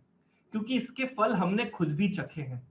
जब हमने प्रेगनेंसी प्लान की थी, आज से मैं 10 साल पहले की बात बता रहा हूं, तब हमने गर्भ संस्कार को लेकर जितना भी कुछ नॉलेज इकट्ठा किया था, उससे पहले खुद भी ट्राई किया, उसे अपनाया, उसके हिसाब से सारी एक्टिविटीज फॉलो की प्रेगनेंसी के दरमियान। और उस समय हमारे मन में एक प्रश्न ये भी था कि हमें इसे चेक भी करना था, क्या सच में ऐसा होता है या नहीं होता है, राइट? क्योंकि क्यूरियोसिटी तो होती है ना सभी के मन में। तो हमने एक अनोखा एग्जाम्पल ट्राई किया। हमने ये तय किया कि नॉर्मली जब डिलीवरी होती है ना, तब बेबी रोता है, राइट? और रोता है तब बेबी नॉर्मल है ऐसा हम फील करते हैं, और डॉक्टर फिर उसे ओके कर पेरेंट्स को सौंप देते हैं थोड़ी देर के बाद। तो हमने ये ट्राई नक्की किया कि हमारा जो बेबी होगा ना, वो रोता हुआ पैदा नहीं होना चाहिए, क्योंकि नॉर्मली सभी लोग रोते हुए पैदा होते हैं, तो हमारा बेबी रोता हुआ नहीं पैदा होना चाहिए। अब ये बहुत क्रिटिकल थॉट है ना, ऐसा कैसे मुमकिन हो सकता है? पर बस हमें गर्भ संस्कार को ट्रायल भी करना था, और ये विचार हमारे मन में आया। हमने प्रेगनेंसी के पूरे 9 महीनों के दरमियान जब भी बेबी से बातें की, उस समय सभी बातों के साथ ये बात कंफर्म होती थी कि तू ऐसा बच्चा होने वाला है जो जन्म लेगा तब रोएगा नहीं, तुझे रोते हुए जन्म नहीं लेना है, राइट? और ये बात हमने 9 महीनों के दरमियान कंटिन्यूअसली उससे डिस्कस करना चालू रखा। और जब डिलीवरी हुई तब डॉक्टर्स के पसीने छूट गए। जैसे ही डिलीवरी हुई, बेबी एकदम नॉर्मल था, पर रोना नहीं रोया। इसकी वजह से डॉक्टरों को और ज्यादा टेंशन हुआ, क्योंकि अगर आप में से कोई भी अगर गायनेकोलॉजी फील्ड में से है तो वो सभी अच्छी तरीके से जानते हैं कि डिलीवरी होने के बाद बेबी को रुलाया जाता है। नॉर्मली बेबी डिलीवरी होते समय वैसे खुद ही रोने लगता है, पर अगर वो नहीं रोया तो डॉक्टर को टेंशन हो जाती है। इसका मतलब है कि बेबी का कुछ ना कुछ गड़बड़ है, कुछ ना कुछ उसके अंदर परेशानी है, वो हेल्दी कंडीशन में नहीं है, उसका ये समझ हो, उसको इस तरह से समझा जाता है। तो डॉक्टर्स कोशिश करते हैं कि बेबी रो ले। अगर रो लिया ना तो डॉक्टर निश्चिंत हो जाते हैं कि सब कुछ सही है। अब हमारा ये महाशय, इन्होंने रोने की कोई भी हिमाकत दिखाई नहीं, तो डॉक्टर का टेंशन शुरू हो गया, पसीने छूटने लगे उनको। उन्होंने अलग अलग तरीके से बेबी के सारे पैरामीटर्स चेक किए, तो एवरीथिंग इज फाइन, नॉर्मल सांस ले रहा है, जितने भी पैरामीटर्स चेक करने लायक थे सारे के सारे परफेक्ट, पर ये रोने का नाम नहीं ले रहा था। तो डॉक्टर 15-20 मिनट की मेहनत के बाद इतने परेशान हो गए कि उन्होंने उसको टांग से उल्टा लटकाया, और उल्टा लटकाकर उसकी पीठ को थपथपाना शुरू किया। जब बेबी रोते नहीं है ना, तब ये भी एक प्रोसेस की जाती है। अगर आपने 3 इडियट फिल्म देखी है तो वहां पर भी आपने देखा होगा कि करीना कपूर तुरंत आमिर खान को सजेशन देती है कि उसको उल्टा करो और पीठ पर उसको थपथपा, राइट? ताकि वो रोना शुरू करे, और एक बार रो लेगा ना तो फिर सब कुछ सही है। पर यहाँ पर रोने का कोई भी सीन क्रिएट नहीं हो रहा था। तो डॉक्टर ने 2-3 मिनट तक उसको उल्टा लटका कर थपथपाना शुरू किया। तब डॉक्टर को जानने की, उससे राजी करना हो ना कि भाई अब ये इसको अगर नहीं मैं रोके दिखाऊंगा ना तो ये मुझे और मारता रहेगा, तो बेटर है कि मैं रो लेता हूं। और 3 सेकंड 4 सेकंड के लिए हार्डली उसने रोकर वापस चुप कर दिया, और सिर्फ यही दिन नहीं, इसके बाद नॉर्मली बच्चे 1.5-2 साल के होते हैं ना, तब तक उनका रोना करना बहुत चलता रहता है। हमारे बेबी ने 2 साल की उम्र तक कभी भी हमको रोने की वजह से परेशान किया हो, ऐसा एक भी केस हमने नोटिस नहीं किया। हाँ, उसे कभी पेट दर्द होता या कोई जेन्युइन परेशानी होती, तब वो रोकर मैसेज दे देता, राइट? पर जो हम नॉर्मली देखते हैं ना कि काफी लोग कंप्लेन करते हैं कि हमारा बेबी तो बहुत रोता रहता है, बहुत चिड़चिड़ा है वो, तो ये जो परेशानियां होती है, ऐसी हमने कभी भी फेस नहीं की। ये सिर्फ एक एग्जांपल मैं आपसे शेयर कर रहा हूं, ऐसे सैकड़ों चीजें हमने हमारी प्रेगनेंसी के समय ट्राई की थी। हमारे साथ एक और मित्र हैं जो हार्दिक सर, जिनके साथ भी आपका सेशन आने वाले 1-2 दिन में होने वाला है, उनका भी एग्जांपल मैं आपसे शेयर करता हूं। उन्होंने भी अपनी प्रेगनेंसी के समय एक अनुभव किया था। 7वें-8वें महीने के बाद उनकी बेबी डॉटर है, वो बड़ी चंचल होने की वजह से मूवमेंट बहुत ज्यादा करती थी, और मूवमेंट सबसे ज्यादा वो कब करती थी, जब रात को सोने का समय आता था। और ऑब्वियसली मम्मा को भी सोना होता है, और सोने के समय अगर बेबी मूवमेंट ज्यादा चालू कर देगी तो मम्मा की तो हालत खराब होने वाली है। तब उसकी मम्मा हार्दिक सर को कहती कि तेरा बेबी है ना, तेरी तरह नटखट है, बहुत परेशान कर रहा है, मुझे सोने नहीं दे रहा है। तब हार्दिक सर पेट पर हाथ रखकर, टमी पर हाथ रखकर प्यार से हाथ फिराते फिराते उसको बोलते कि बेबी सो जा, अब आपका सोने का टाइम हो गया है, मम्मा को भी सोना है। और 3-4 मिनट की एक्टिविटी चलती और 3-4 मिनट में बेबी सो जाता। अब उस समय तो ये सब कुछ अच्छी तरीके से हो गया। अभी वो बेबी 7 साल की है। अब 7 साल की होने के बावजूद उसे सुलाने के लिए बाकी सारे लोग इकट्ठा हो जाए और कितने भी माला जप ले तप कर ले, वो नहीं सोती। पर जैसे ही हार्दिक सर जाते हैं और 5 मिनट उसके संग लेटकर उसके सिर पर हाथ घुमाते हैं, तुरंत सो जाती है। अब इसे साइड इफेक्ट गिने या अच्छी इफेक्ट गिने, वो तो हार्दिक सर जाने, क्योंकि हार्दिक सर को सुलाने की मेहनत रोज करनी पड़ती है। पर गर्भ संस्कार के द्वारा, गर्भ संवाद द्वारा जो बॉन्ड माता के गर्भ में कनेक्ट हो गया था ना, उसकी इम्पैक्ट आज भी यहाँ पर देखने को मिल रही है। तो ये सारी चीजें, अनगिनत चीजें हमने भी खुद एक्सपीरियंस की है, और पिछले 12 सालों में लाखों से ज्यादा कपल्स ने गर्भ संस्कार हमसे सीखा और उसे फॉलो किया है। तो ऐसे अनगिनत एग्जांपल्स उनकी लाइफ में भी हमने नोटिस किए हैं। पूरी नॉवेल लिखे ना, इतने एग्जांपल्स इकट्ठे हो चुके हैं अभी तो, फोटोग्राफ्स के साथ। किसी का ये बेहतर हुआ, किसी का ऐसी कॉम्प्लिकेशन की पोजीशन थी और वो नॉर्मल हो गया। तो ये सारे एग्जांपल्स भी हम आने वाले दिनों में आपसे डिस्कस करने वाले हैं। तो ऐसे पावरफुल एक्सपीरियंसेस आपकी लाइफ में भी बने, इसलिए हमें ये एक्टिविटीज करनी बहुत जरूरी है। तो गर्भ संवाद का बेनिफिट हमने बहुत अच्छी तरीके से समझा। अब हम एक इंपॉर्टेंट एक्टिविटी करने वाले हैं। अब हम बिल्कुल पर्सनलाइज डिस्कशन करेंगे। आपको अपनी नोट पेन किताब लेकर तैयार हो जाना है, और मैं आपको एक काम देने वाला हूं, वो आपको कंप्लीट करना है। अब वो काम क्या है, उस काम को बताने से पहले मैं एक क्वेश्चन आपको करता हूं।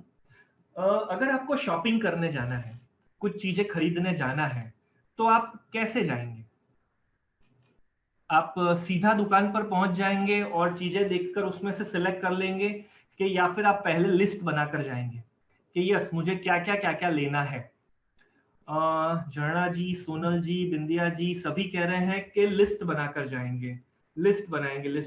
यस, ऑब्वियसली लिस्ट बनाकर ही जाएंगे, क्योंकि अगर लिस्ट बनाकर नहीं गए ना, तो जो लाना था वो नहीं आएगा, और जो नहीं लाना था वो ज्यादा आ जाएगा, राइट?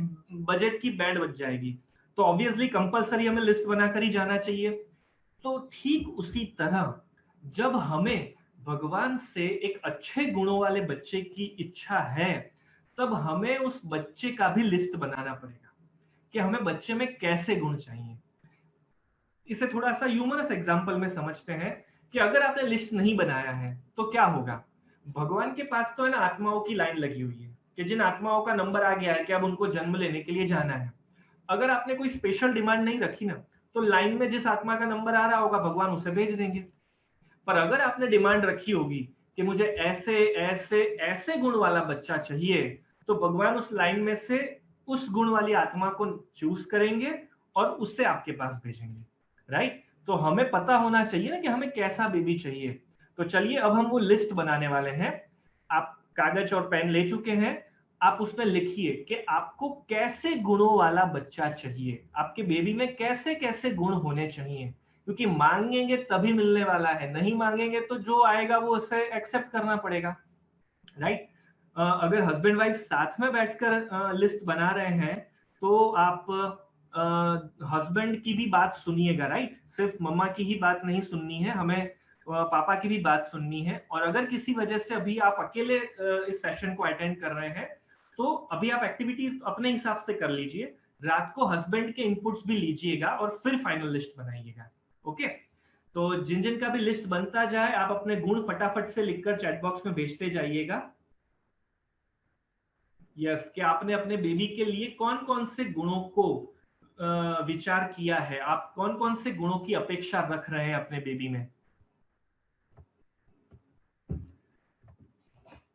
यस, ये लिस्ट बनाना बहुत इंपॉर्टेंट है हम सभी के लिए, क्योंकि इसी के आधार पर आगे हमें कैसे काम करना है उसकी पूरी आइडियोलॉजी आपके मन में हम कंप्लीट करवाएंगे, राइट। डिवोशनल, ज्ञानी, गुणी, सर्वगुण संपन्न।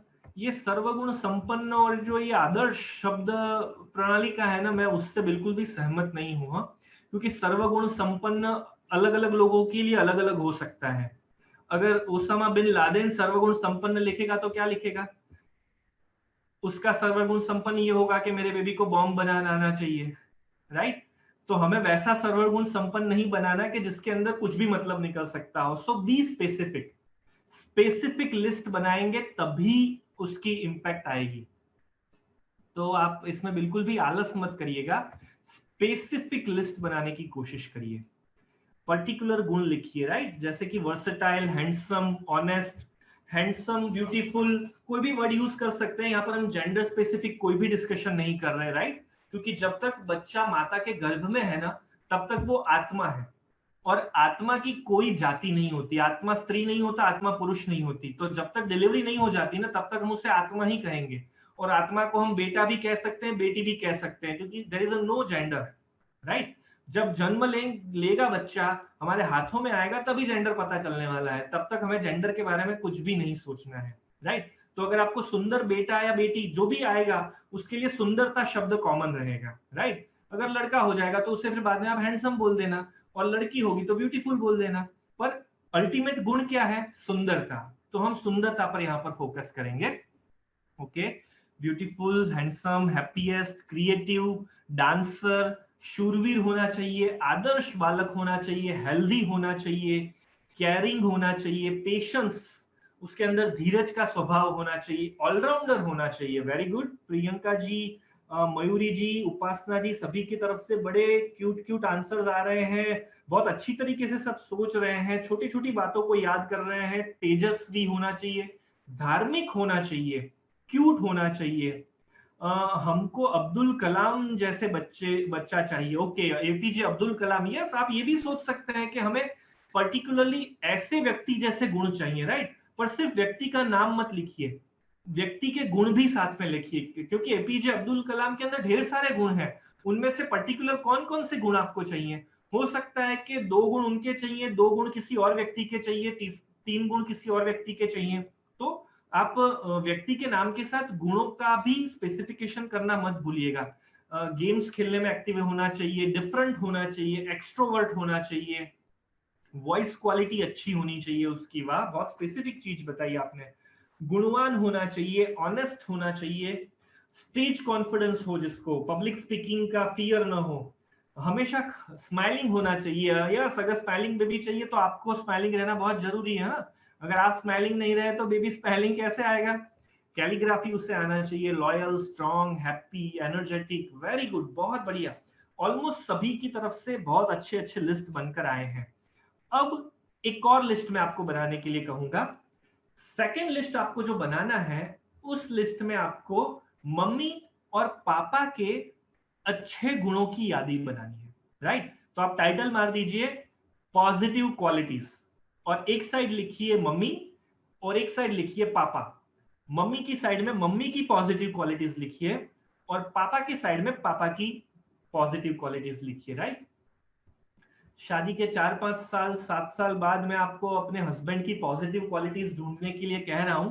बड़ा चैलेंजिंग काम हो सकता है, पर इसे चैलेंजिंग मत समझिएगा, इसे ईमानदारी से करिएगा, क्योंकि 5 साल 7 साल के बाद हमें पॉजिटिविटी दिखना काफी केसेस में कम हो जाती है। ऐसा ही शायद आपके हस्बैंड के संग भी शाम को होगा जब वो भी लिस्ट बनाने बैठेंगे। पर बिल्कुल ईमानदारी से ये लिस्ट बनाना है और इस फीलिंग के साथ बनाना है कि जब आप पहली बार मिले थे ना, तब आपके मन में एक दूसरे के प्रति जो फीलिंग थी ना, उस फीलिंग को वापस लाकर बनाइए, राइट। क्योंकि baby is a joint account, ये सिर्फ पापा की प्रोडक्ट है या मम्मा की प्रोडक्ट है ऐसा नहीं है ना, आप दोनों की परवरिश का नतीजा होने वाला है बेबी। तो मम्मी पापा को दोनों को इसके अंदर इक्वल पार्टिसिपेशन करना है, दोनों के गुणों को हमें अच्छी तरीके से समझना पड़ेगा। यस, तो मॉम एंड डैड दोनों के लिस्ट आपको बनाने हैं और फटाफट से चैट बॉक्स में भी लिखते जाइएगा साथ ही साथ कि हस्बैंड की पॉजिटिव क्वालिटीज, मम्मा की पॉजिटिव क्वालिटीज कौन कौन सी है। यस, हस्बैंड में कोई भी कमी नहीं है, स्मार्ट है, हंसमुख है, कैरिंग है। बाप रे, हस्बैंड के लिए इतनी अच्छी बातें बोलने वाली मम्मास भी है यहाँ पर, कॉन्ग्रेचुलेशंस। यस, मम्मा के अंदर तो सर्वगुण संपन्नता है, कुछ भी बाकी नहीं है, सब कुछ आता है मम्मा को। तो ऐसा लिख रही हैं आप, थोड़ा संभाल कर लिखिएगा, क्योंकि शाम को पापा को भी ये लिस्ट बताना पड़ेगा, फिर पापा उसमें करेक्शन करें, ऐसा ना हो।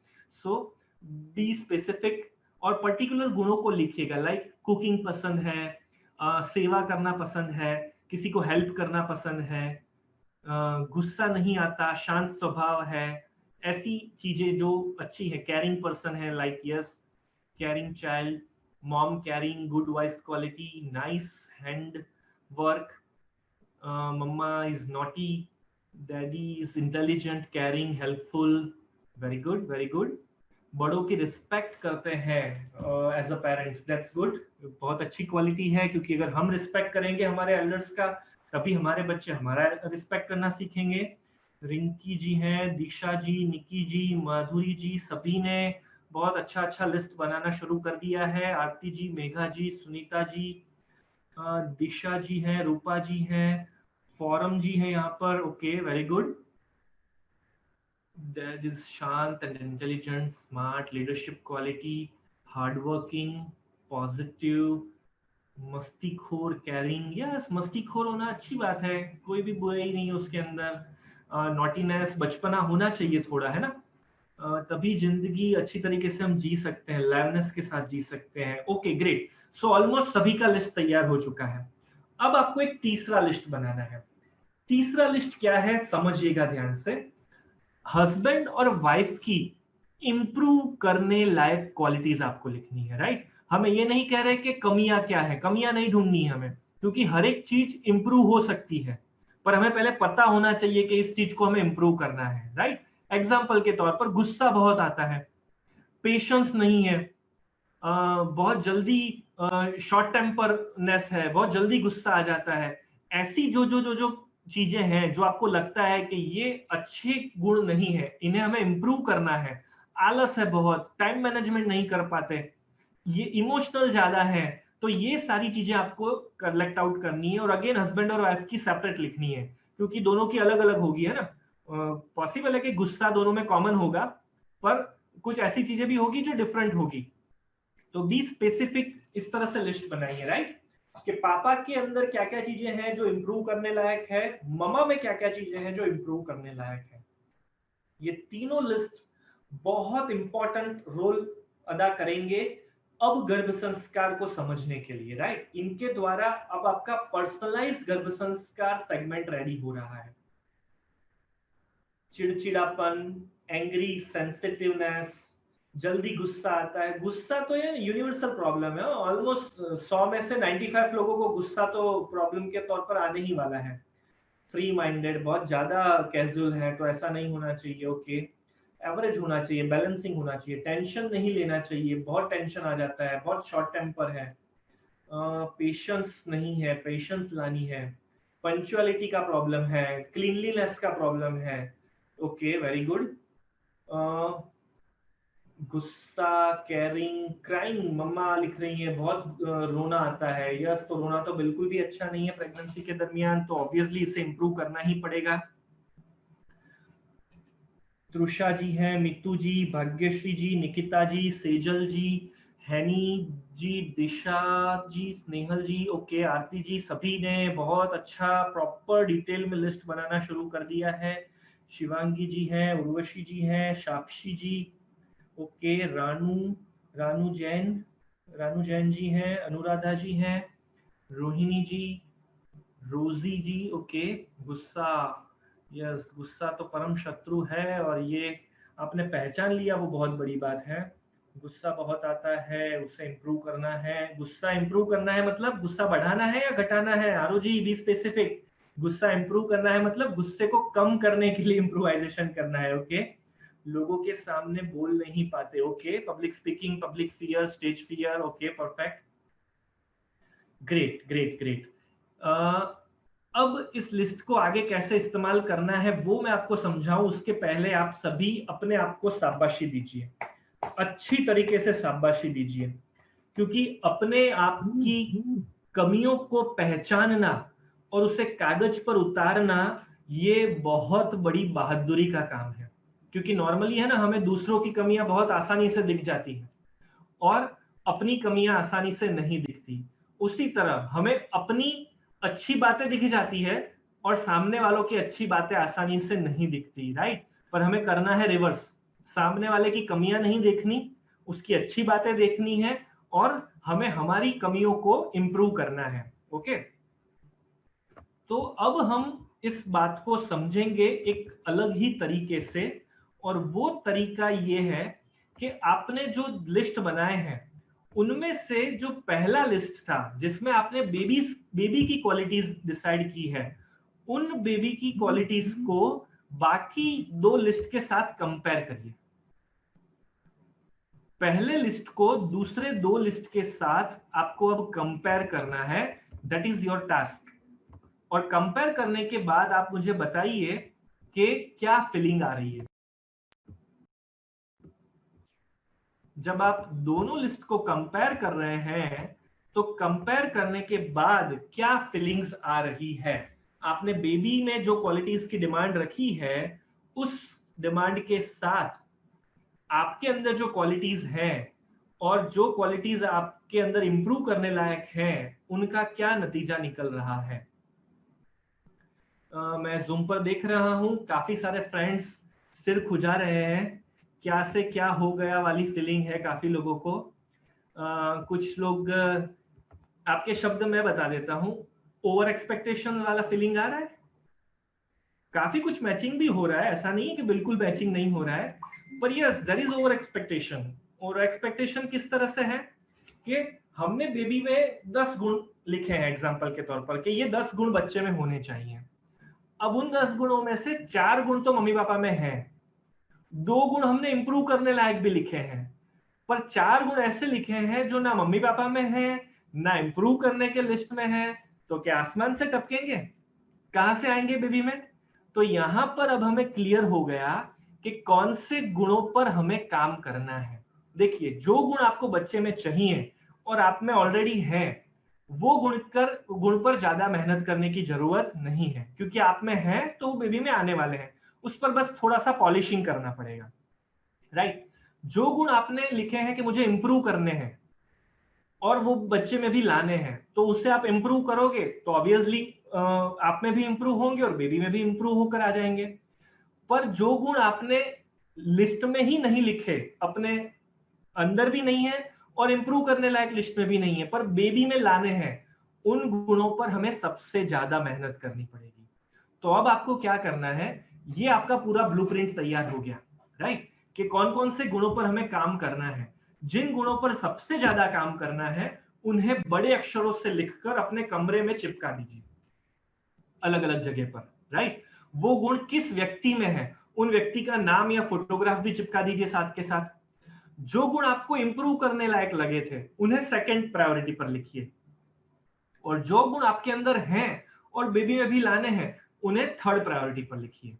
तो इस तरह से आपको पूरा पिक्चर क्लियर हो जाएगा कि इन गुणों को मुझे मेरी लाइफस्टाइल में इन्वॉल्व करना है, इन चीजों को मुझे इंप्रूव करना है, राइट। अगर मुझे बच्चे को करेला खाना सिखाना है तो मुझे मेरे डाइट में सप्ताह में 15 दिन में एक बार करेला खाना पड़ेगा, राइट। अगर मुझे बेबी को पंचुअल बनाना है तो मुझे भी मेरा स्केड्यूल पंचुअलिटी पर ले जाना पड़ेगा, राइट। तो अब आपके मन में पूरा पिक्चर क्लियर होगा कि हमें किन किन चीजों पर फोकस करना है। तो अभी आपने सभी ने मिलकर बहुत अच्छी अच्छी चीजों का लिस्ट बनाया, राइट।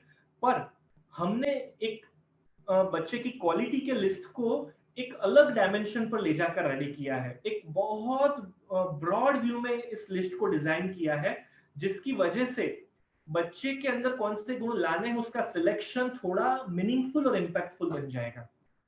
तो वो गुणों का लिस्ट क्या है वो अब मैं आपको बता देता हूं, ताकि आप रात को जब अपने हस्बैंड के साथ बैठकर फाइनल ब्लूप्रिंट तैयार करेंगे तब आपको हो जाएगी बड़ी मदद।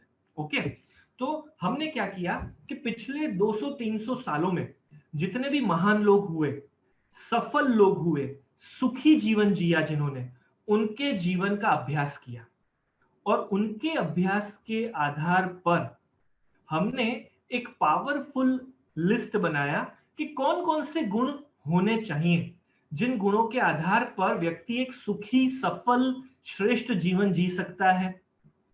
तो उन गुणों को जब हमने लिस्ट आउट किया तब वो लिस्ट 4 हिस्सों में बटा। क्या 4 हिस्से थे? तो 4 कोशंट है। फिजिकल कोशंट शारीरिक तंदुरुस्ती, इमोशनल कोशंट मानसिक इमोशनल कोशंट भावनात्मक तंदुरुस्ती, मतलब कि आपके सद्गुण, आपकी अच्छी आदतें, फीलिंग्स वगैरह। आईक्यू इंटेलिजेंट कोशंट बुद्धिमत्ता, राइट, मानसिक तौर पर कितना पावरफुल होता है बच्चा वो। और चौथा गुण है स्पिरिचुअल कोशंट आध्यात्मिकता का ज्ञान, क्योंकि सफल लोगों की लाइफ में आईक्यू पीक्यू तो बहुत अच्छा देखने को मिला, पर सफल होने के बावजूद जो लोग आत्महत्या कर लेते हैं, सफल होने के बावजूद ड्रग्स एडिक्ट बन जाते हैं, नशा करने लगते हैं, उन लोगों के जीवन में ईक्यू और एसक्यू की कमी देखने को मिली। पर जिन लोगों के जीवन में पीक्यू, ईक्यू, आईक्यू, एसक्यू चारों अच्छी तरीके से थे, वे लोग सफल भी हुए, सुखी भी हुए। एग्जाम्पल के तौर पर एपीजे अब्दुल कलाम, रतन टाटा, तो ये सब लोग ऐसे हैं कि जो सफल भी हो रखे हैं और साथ ही साथ श्रेष्ठता के साथ जी रहे हैं, राइट। तो ऐसे गुण लाने के लिए ये 4 कोशंट बच्चे के अंदर पावरफुल बनाने हैं गर्भ से ही। और इन 4 कोशंट के अंदर में कौन कौन से गुण हो सकते हैं वो पूरा लिस्ट हमने यहाँ पर एक मास्टर लिस्ट तैयार कर आपके सामने रख दिया है। तो इस लिस्ट को आप फोटो खींच लीजिए, इस लिस्ट को आप सेव कर लीजिए। इस लिस्ट के आधार पर आप अपना फाइनल लिस्ट तैयार कर लीजिएगा, राइट, रात को, ताकि आपका पूरा एक पावर पैक ब्लूप्रिंट तैयार हो जाए। और आपके सभी सिटीज के अंदर, काफी सारे सिटीज के अंदर ऑलरेडी हमारे मैजेस्टिक गर्भ संस्कार के सर्टिफाइड ट्रेनर्स अवेलेबल हैं, तो आप उनके साथ कम्युनिकेशन कर अपने लिस्ट को काउंसलिंग वगैरह की सेवाएं उनसे लेकर और अच्छी तरीके से तैयार करवा सकते हैं। इसके बारे में भी हम 5वें-6ठे दिन पूरी बात समझाने वाले हैं। पर अभी आपको लिस्ट के बारे में 4 क्वेश्चन की जो टेक्निक है जिसके द्वारा हम श्रेष्ठ गुणों वाले बच्चे का सिलेक्शन कर सकते हैं, वो पूरी प्रोसेस समझ में आ गई। इसके आधार पर PQ means physical question, IQ means intelligent question, SQ means spiritual question and EQ means emotional question, right. तो ये 4 क्वेश्चन की पूरी लिस्ट हमने आपके संग शेयर करी। आपको भी बहुत अच्छी तरीके से पूरा पिक्चर अब क्लियर हो चुका होगा। तो हम सभी को इन बातों का खास अभी से ध्यान रखना है। आपका प्रेगनेंसी का कोई भी मंथ चल रहा हो, आप इस लिस्ट को तुरंत बनाइए और उसके हिसाब से इसे फॉलो करना शुरू करिए।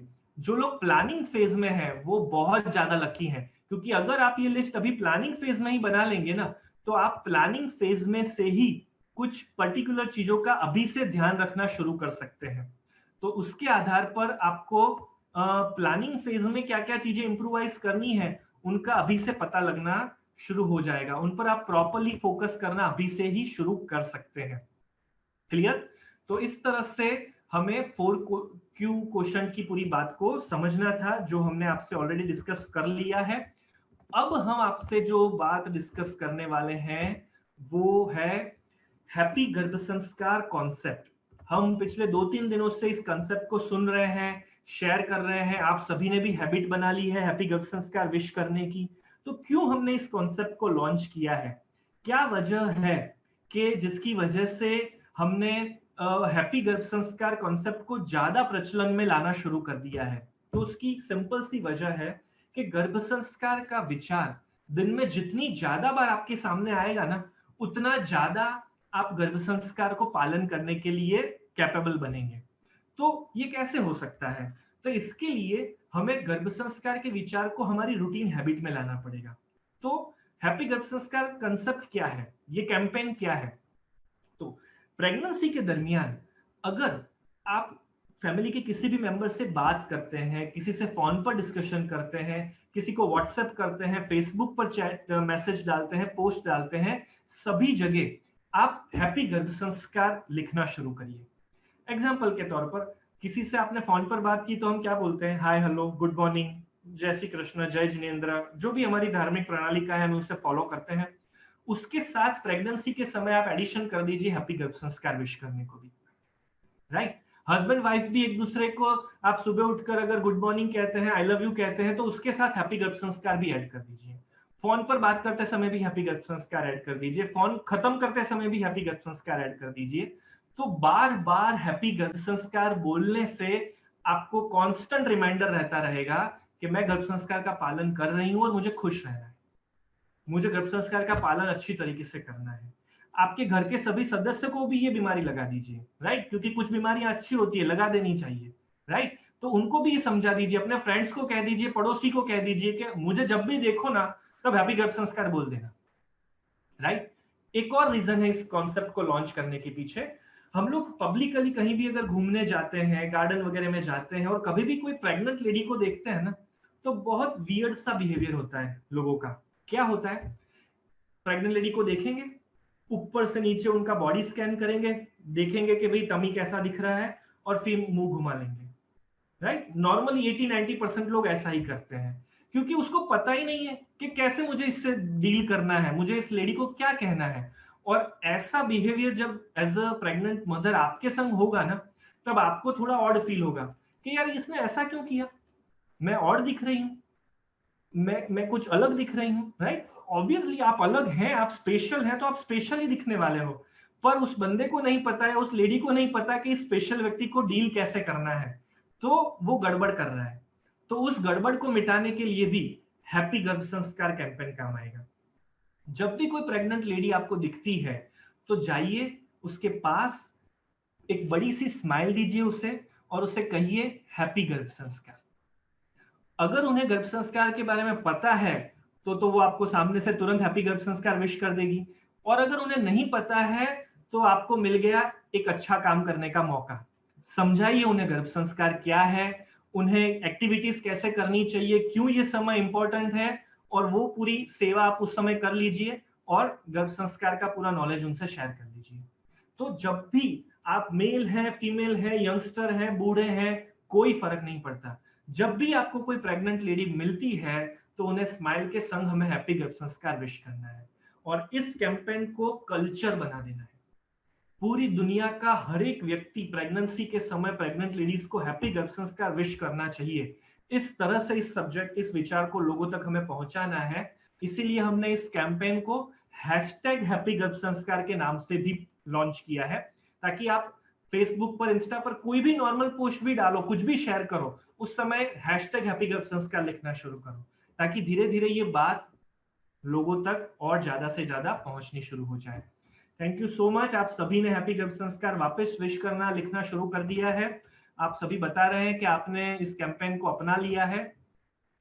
चलिए, आप लोगों ने कल जो ड्राइंग्स बनाकर भेजे थे उसमें से कुछ ड्राइंग्स मैं यहाँ पर शेयर कर पा रहा हूँ, सारे नहीं कर पा रहा हूँ, पर पूरी मैजेस्टिक गर्भ संस्कार टीम आप सभी को बहुत बहुत कॉन्ग्रेचुलेशंस विश कर रही है, क्योंकि सभी मम्माज इतनी क्रिएटिव है, इतनी अमेजिंग है। बहुत डिफरेंट टाइप के इमेजेस, ड्राइंग्स, वर्क्स आप सभी ने तैयार कर भेजे, और वो भी एक ही दिन में क्योंकि हमने कल 3 बजे 3:30 बजे आपको दिया था कंपटीशन, और रात को 10-11 बजे 12 बजे तक तो 80% ममास का काम आ चुका था, कुछ का सुबह 10-11 बजे तक भी आया है, पर अमेजिंग डिजाइन सबने बनाकर भेजे हैं। ये सारे डिजाइन्स हम मैजेस्टिक गर्भ संस्कार के फेसबुक पेज पर भी रखने वाले हैं, ताकि सभी वहां पर से भी देख सकें। तो आप सभी के ड्राइंग्स वहां पर आएंगे बहुत जल्दी। तो आज विनर्स चूज करना तो इम्पॉसिबल था, तो अगेन हमने कंप्यूटर महाराज का ही इस्तेमाल किया है और रैंडमली सभी सिलेक्शन में से टॉप 10 को हमने सिलेक्ट किया था। पर कंप्यूटर ने भी यहाँ पर पता नहीं क्या किया, हमने 10 विनर्स मांगे थे, कंप्यूटर ने 11 निकाल कर दिए कि नहीं, यहाँ पर एक और ज्यादा विनर होना चाहिए, बहुत अच्छी अच्छी ड्राइंग्स आई है। तो आज के जो विनर्स हैं उनके नाम अब मैं आपसे यहाँ पर शेयर कर रहा हूँ। हम सभी ममास को कांग्रेचुलेशन विश करेंगे, और जो विनर्स हैं उनको थोड़ा ज्यादा कांग्रेचुलेशन विश करेंगे। डॉली लालवानी जी आगरा से, मैत्री कोठारी जी हैं छत्तीसगढ़ से, निकिता पटेल सूरत से, रोहिणी पवार औरंगाबाद, सिंपल अमरनानी पाली जोधपुर पाली राजस्थान से, रचना नेजकर जी कोल्हापुर से, डॉक्टर प्रियंका पोरवाल वडोदरा से, बंसरी राजपुरा गुजरात से, झरना कोलाडिया जी सूरत से, प्रिंसा पटेल जी अहमदाबाद से, और चेष्टा शर्मा जी मुंबई से। सभी विनर्स को बहुत बहुत ढेर सारा कांग्रेचुलेशंस। और ये तो सिर्फ शुरुआत है, इसी तरह से ब्यूटीफुल ड्राइंग्स, अलग अलग प्रकार की एक्टिविटीज करते रहिए और हमसे शेयर करते रहिए। हम उससे फेसबुक पेज पर, इंस्टा पेज पर डालते रहेंगे, शेयर करते रहेंगे। आज की एक्टिविटी क्या है, आज का क्या होमवर्क है? तो आज का होमवर्क हम आप सभी के संग शेयर कर रहे हैं, वो है ये वर्कशॉप आपको कैसा लगा, ये वर्कशॉप का एक्सपीरियंस कैसा चल रहा है, वो आपको हमारे फेसबुक पेज पर रिव्यू सेक्शन में जाकर अपना फीडबैक शेयर करना है। आप वो फीडबैक फेसबुक पेज पर शेयर कर सकते हैं, उसका स्क्रीनशॉट लेकर हमें भेज दीजिए। आप वीडियो के फॉर्मेट में भी वो रिव्यू हमारे पास भेज सकते हैं, बिकॉज यूजर रिव्यूज की बहुत ज्यादा इंपैक्ट होती है। हम ये फ्री वर्कशॉप हर महीने एक बार करते हैं, आने वाले महीनों में हम इसे 2 बार करने का प्लान कर रहे हैं। तो आप सभी के फीडबैक जब और माताओं तक पहुंचेंगे तभी वो वर्कशॉप में ज्वाइन होने के लिए प्रोत्साहित होंगे। तो आपके फीडबैक बहुत जरूरी हैं। तो आप अपने फीडबैक्स को वीडियोस के द्वारा, व्हाट्सएप के द्वारा और हमारे फेसबुक पेज पर रिव्यू सेगमेंट में जाकर शेयर कर सकते हैं। और जैसे ही आप ये रिव्यू शेयर करते हैं उसे हमें व्हाट्सएप पर या ईमेल पर हमसे शेयर कर दीजिएगा। शेयर कैसे करना है उसकी लिंक हमने यहाँ पर चैट बॉक्स में आपके संग शेयर की है, उस पर आप शेयर कर सकते हैं। वीडियो तो आप डायरेक्ट मोबाइल पर लेकर हमसे शेयर कर सकते हैं। तो ये है हमारा पहला टास्क आज का। सेकंड टास्क हमारा ये है कि हमें हमारे बेबी को एक लेटर लिखना है। क्या लिखना है उस लेटर में? तो आपका बेबी जब 6-7 साल का होगा, जब वो पढ़ने लिखने लायक हो जाएगा, वो पढ़ पाएगा आपका लेटर, तब उससे आप क्या सुनाना चाहते हैं, तब उससे आप क्या बताना चाहते हैं कि जब आप प्रेग्नेंट थे उस समय आपने किस किस प्रकार की एक्टिविटीज की थी, आपके मन में तब क्या फीलिंग्स थी अपने बेबी को लेकर। ये सारी बातें आपको अपने बेबी को बतानी है, पर वो लिखनी अभी है, राइट? तो वो लेटर आपको तैयार करना है, अपनी फीलिंग्स शेयर करता हुआ लेटर। वो लेटर आपको लिखकर हमसे चैट बॉक्स में मतलब कि व्हाट्सएप पर या ईमेल पर हमसे शेयर करना है। तो ये है आपका सेकंड टास्क। जो फ्रेंड्स हमारे साथ फेसबुक पर जुड़े हुए हैं उनको भी मैं फेसबुक रिव्यू की पूरी लिंक शेयर कर रहा हूं। यस, ये लिंक है जिसके ऊपर आपको अपने वर्कशॉप के कमेंट्स, वर्कशॉप आपको कैसा लगा, अपने एक्सपीरियंसेस शेयर कर हमसे भेजने हैं, ताकि वो वीडियोस हम और लोगों को भी बता सकें और साथ ही साथ और लोगों को भी प्रोत्साहन मिल सके कि जिसकी वजह से ऐसे वर्कशॉप जब हम आने वाले दिनों में वापस प्लान करें तब मैक्सिमम लोग उसका बेनिफिट ले सकें।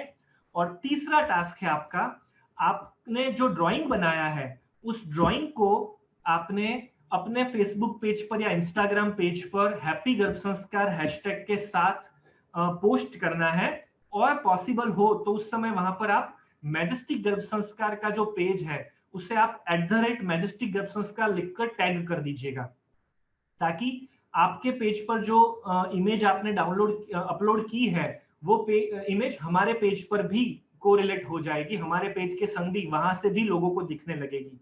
तो ये 3 टास्क आज आपको कंप्लीट करने हैं, ये है आपका होमवर्क। कल के सेगमेंट में हम क्या क्या समझने वाले हैं, तो कल हम एक्चुअल प्रोसेस ऑफ गर्भ संस्कार सीखेंगे। गर्भ संस्कार की शुरुआत प्लानिंग फेज से ही हो जाती है। कल का सेगमेंट प्लानर्स के लिए बहुत ज्यादा इंटरेस्टिंग रहेगा। तो प्लानिंग फेज से लेकर डिलीवरी के दिन तक क्या क्या चीजें हमें करनी है, गर्भ संस्कार का एक्चुअल अंडरस्टैंडिंग क्या है, वो पूरी प्रोसेस हम आपको स्टेप बाय स्टेप बताने वाले हैं। इसके अलावा बच्चे की 5 इंद्रियों का विकास माता के गर्भ में कैसे किया जा सकता है, 5 सेंस डेवलपमेंट कैसे किया जा सकता है, वो पूरी प्रोसेस हम आपको सिखाने वाले हैं। और इसी काम के लिए आपको कल कुछ मटेरियल साथ में लेकर बैठना है।